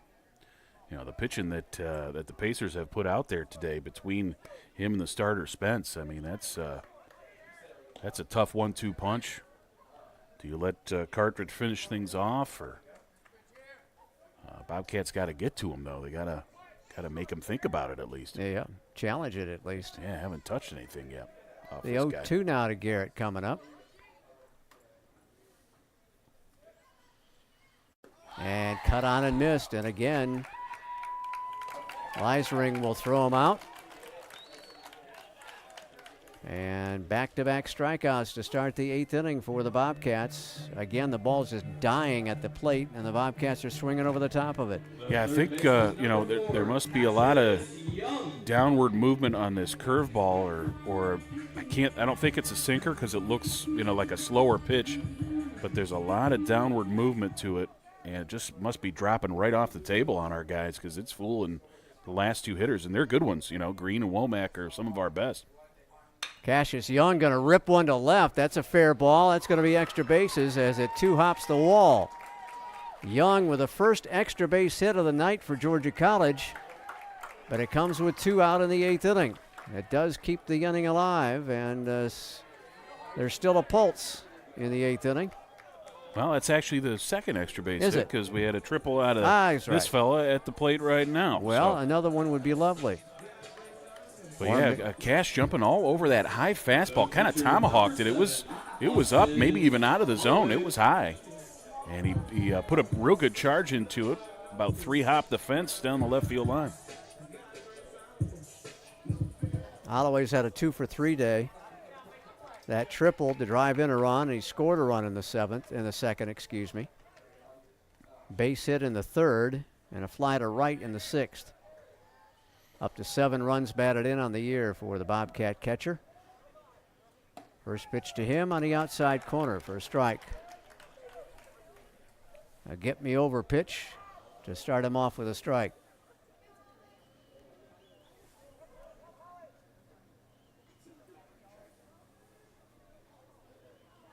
Their right-hander in the bullpen is just a spectator right now, I think.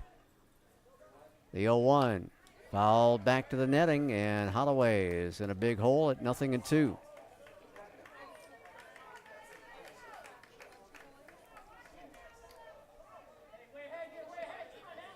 Seven Bobcats have struck out in this ball game, 2 in this inning, and Cartridge wants the hat trick. And he'll go after it probably right here with an 0-2 pitch. The lefty sets and deals.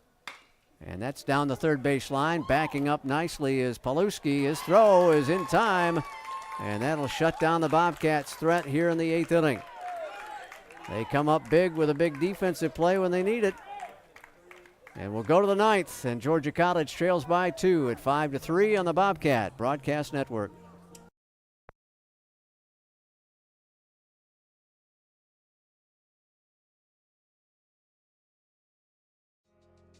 I knew that there was an opportunity to have my college paid for if I was good enough to play baseball at that level.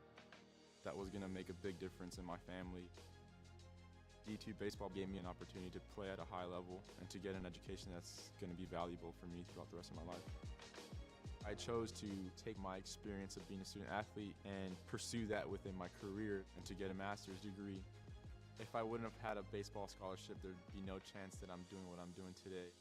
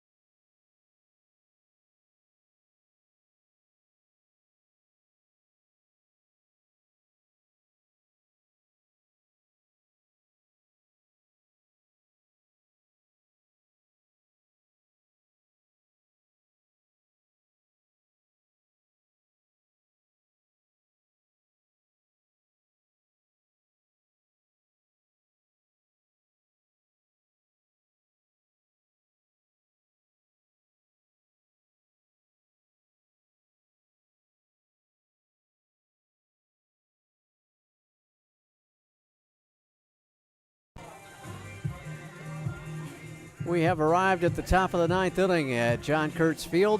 The Bobcats find themselves down by a couple at 5-3. Kyle King continues on the hill for GC. He'll be facing Luke Lysenring, Connor Durden, and Alex Mills. 2, 3, and 4 hitters for USC Aiken. Trying to go to 3-1 on the Peach Belt and hand the Bobcats their first conference loss of the season. Lysenring smacks the first one foul. He is the only pacer, I believe, in the multi-hit range, with a single in the first inning and a single in the 7th inning.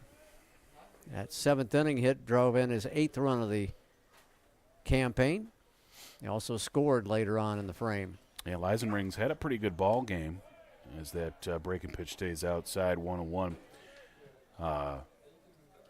Couple of hits. He's got the runnery gun down at third base. You know, he's a tough catcher. Has hits from both sides of the plate. That's there's a lot of skill there. Swing and a miss, 1-2. Maybe Dad way back when said, "Son, you got to learn to hit from the left side." Perhaps. Yeah, but ups the prospects, I gotta imagine. Sure. You look at a guy hitting from both sides of the plate. You don't see too many of those at the D2 level. I don't remember, us having too many. Tap toward the first base side. Green sees it scoot underneath the glove. Took a wicked hop at the end and just went right underneath the first baseman's mitt. That's field conditions there. It hits that cutout. And, so that's going to be an infield or a hit for Lysenring there. So Lysenring gets his 3rd hit of the evening. Designated hitter number 30, Connor Durden. And that was inches away from being an out or the 8th error of the day for the Bobcats.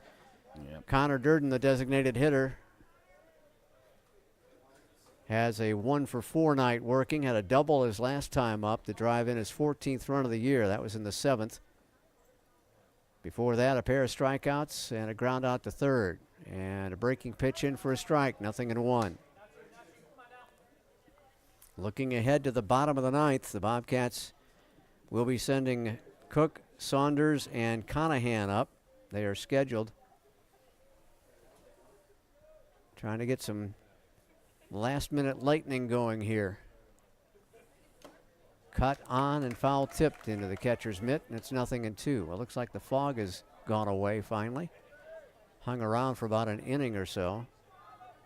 Maybe just the half inning, which lasted forever, it felt like, the top of the 7th.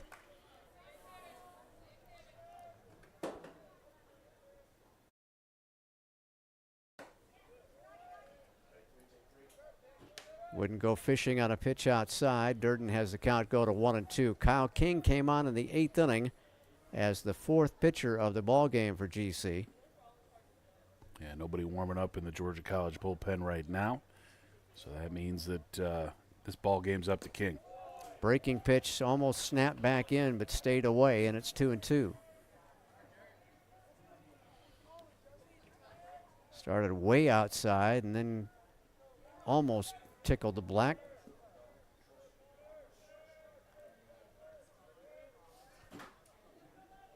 Runner at first with nobody down.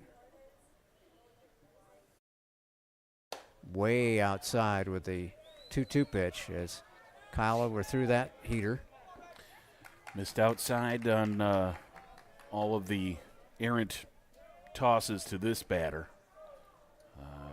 Something maybe in the mechanics or something like that, releasing the ball maybe too early, I don't know, but all 3 misses have been to the same spot. Yep, high and away, tossed to first. And I was just about to comment on how there's not much of a lead over there for Lysenring, and almost got him leaning there. There's just like a second of hesitation on that toss over to first base. Well, Luke has been successful in a couple of steals. I don't think he'd be going anywhere here. 3-2 pitch, cut on miss. There shows what I know.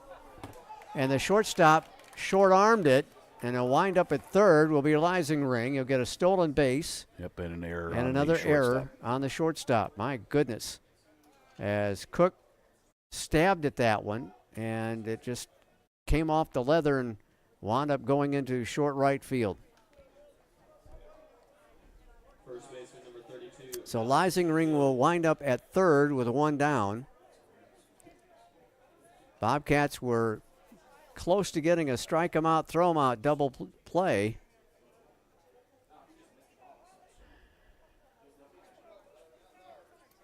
And now GC's got to bring the infield in with one out. And Alex Mills challenged with getting that runner in from third. He's reached on a fielder's choice, reached on an error, struck out the other 2 times. He'll lift it up. Fair territory, third base side, and there's out number 2. And thank you very much. Yeah, it's a big out there, Scott. We needed something like that. Could have get an out without the runners advancing and able to get that infield pop-up. Big time. Left fielder number And now Blake 42, Jenkins with 2 down. Another chance for the Patriots. Excuse me, the Pacers. I'm thinking to Sunday already, I guess. The Guess Pacers with a chance to get some extra cushion and a strike taken. Jenkins has struck out 3 of his 4 trips. Back in the 6th inning, he lifted a fly ball to right field. 0-1 the count on the Pacer left fielder. And he'll rope it down the third base line, but it's up on the hill, and it's 0-2. And Kyle King with a chance to get out of the inning without any damage as GC tries to battle back here. Jenkins put a real good charge into that one, but was out in front of it a bit on that pitch inside. Right-hander against right-hander as King will come set. Checks his swing on a breaking pitch, low and away. 1-2 the count. Holloway wants a new baseball for his pitcher to work with, and now got to work on the shin guard. I think one of his straps popped loose there. Nice to see Holloway with the old school catcher's helmet as well. He's got the 2-piece, backwards cap style there, not the hockey mask type of setup. Those are really expensive helmets, I'm sure. The 1-2. Breaking pitch, caught him looking, strike 3. So 2 strikeouts in the inning, and they keep that runner at third, and the hope is still alive. The Bobcats are down by 2 as we go to the bottom of the 9th. Back in a bit on the Bobcat Broadcast Network. I guess sometimes things just happen. Devastating things. Your whole world changes in an instant. That's what happened to me the day my mother had a stroke. I'm Paul George, and I want you to spot a stroke fast. F, face drooping. A, arm weakness. S, speech difficulty. T, time to call 911. Protect the ones you love. Spot a stroke fast.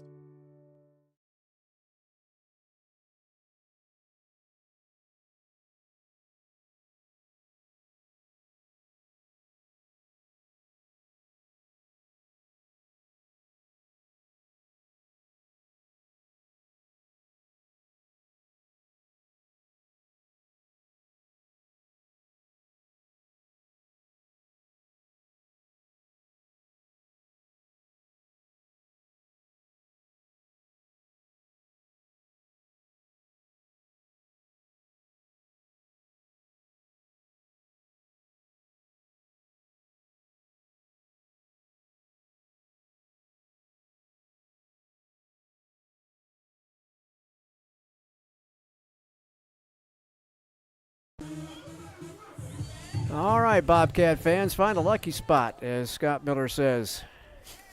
See if we can get back in this ball game. Jason Cook, Jay Saunders, and Mr. Conahan coming up. I'd be surprised if we see Conahan, though. Yeah, me too. With this tough lefty. Might try and pull another right-handed bat off the bench. If we do, it's probably going to be like Will Hudgens or, someone with a little bit of extra base type of power, hopefully. But the key, of course, got to get somebody on, or else you don't have the shot at that tying ball or tying hit. Carteret pitching, and the first one bounces off the dish. Jason Cook has an 0 for 3 night working, unfortunately. Grounded out to the first baseman and has struck out his last 2 trips. Also has not had a great night in the field. Saunders has on deck here. He has looked good at the plate. Yes. So if we can get somebody on for him, his bat has looked lively. A last-second stab at a bunt and bounces back to the backstop. That's a good idea there, Scott. You know, maybe catch the defense napping a little bit. And plus, Cook's having a little bit of trouble squaring him up, you know, so just simplify things and try and put bat head on ball there. Well, any way you can get on, the Bobcats just need base runners here in the 9th inning. They got a base runner in the 8th, but couldn't push him around. It didn't affect the defense any. A 2-run home run swing comes up empty, and it's 1-2 on the freshman Jason Cook.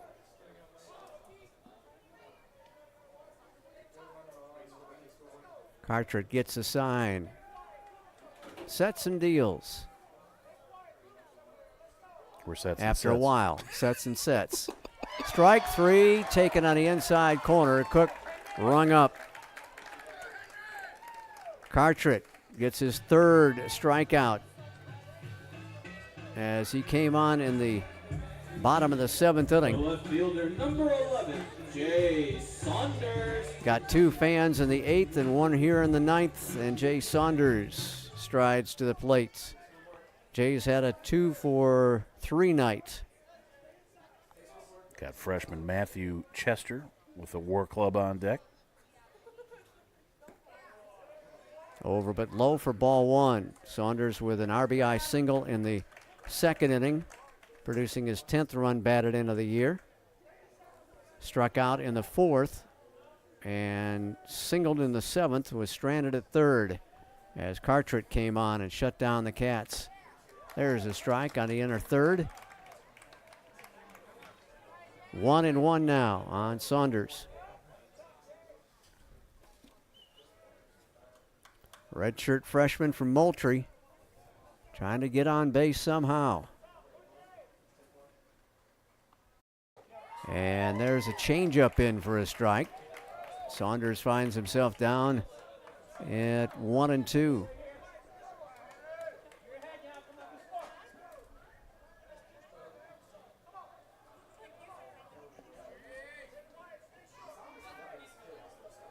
The lefty comes set, takes forever, and pitches.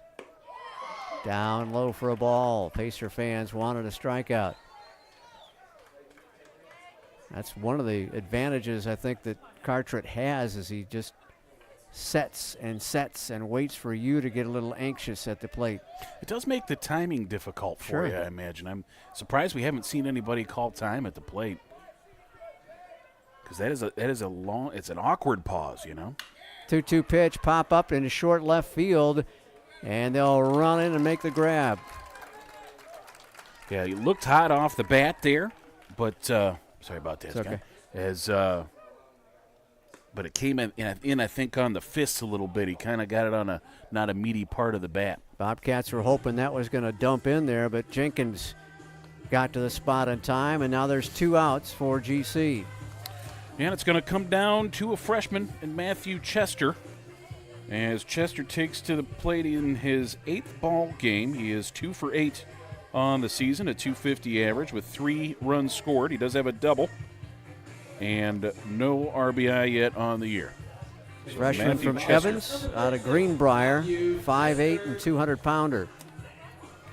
Good baseball program over the years at Greenbrier High. Yep, good-sized, powerful-looking guy in the right-hand batter's box. Saw a little bit of action in the Tampa series as we threw just about everybody at Tampa to see if anything would stick, and played some right field, I remember, pinch hitting a couple. And just got hit by the pitch. Okay, we'll take a base runner. That's right, there's your base runner. Looks like we're going to get back-to-back pinch hitters here now as Casey Brown will take to the plate. He's a junior from Rincon, Georgia, and South Georgia State College is Casey.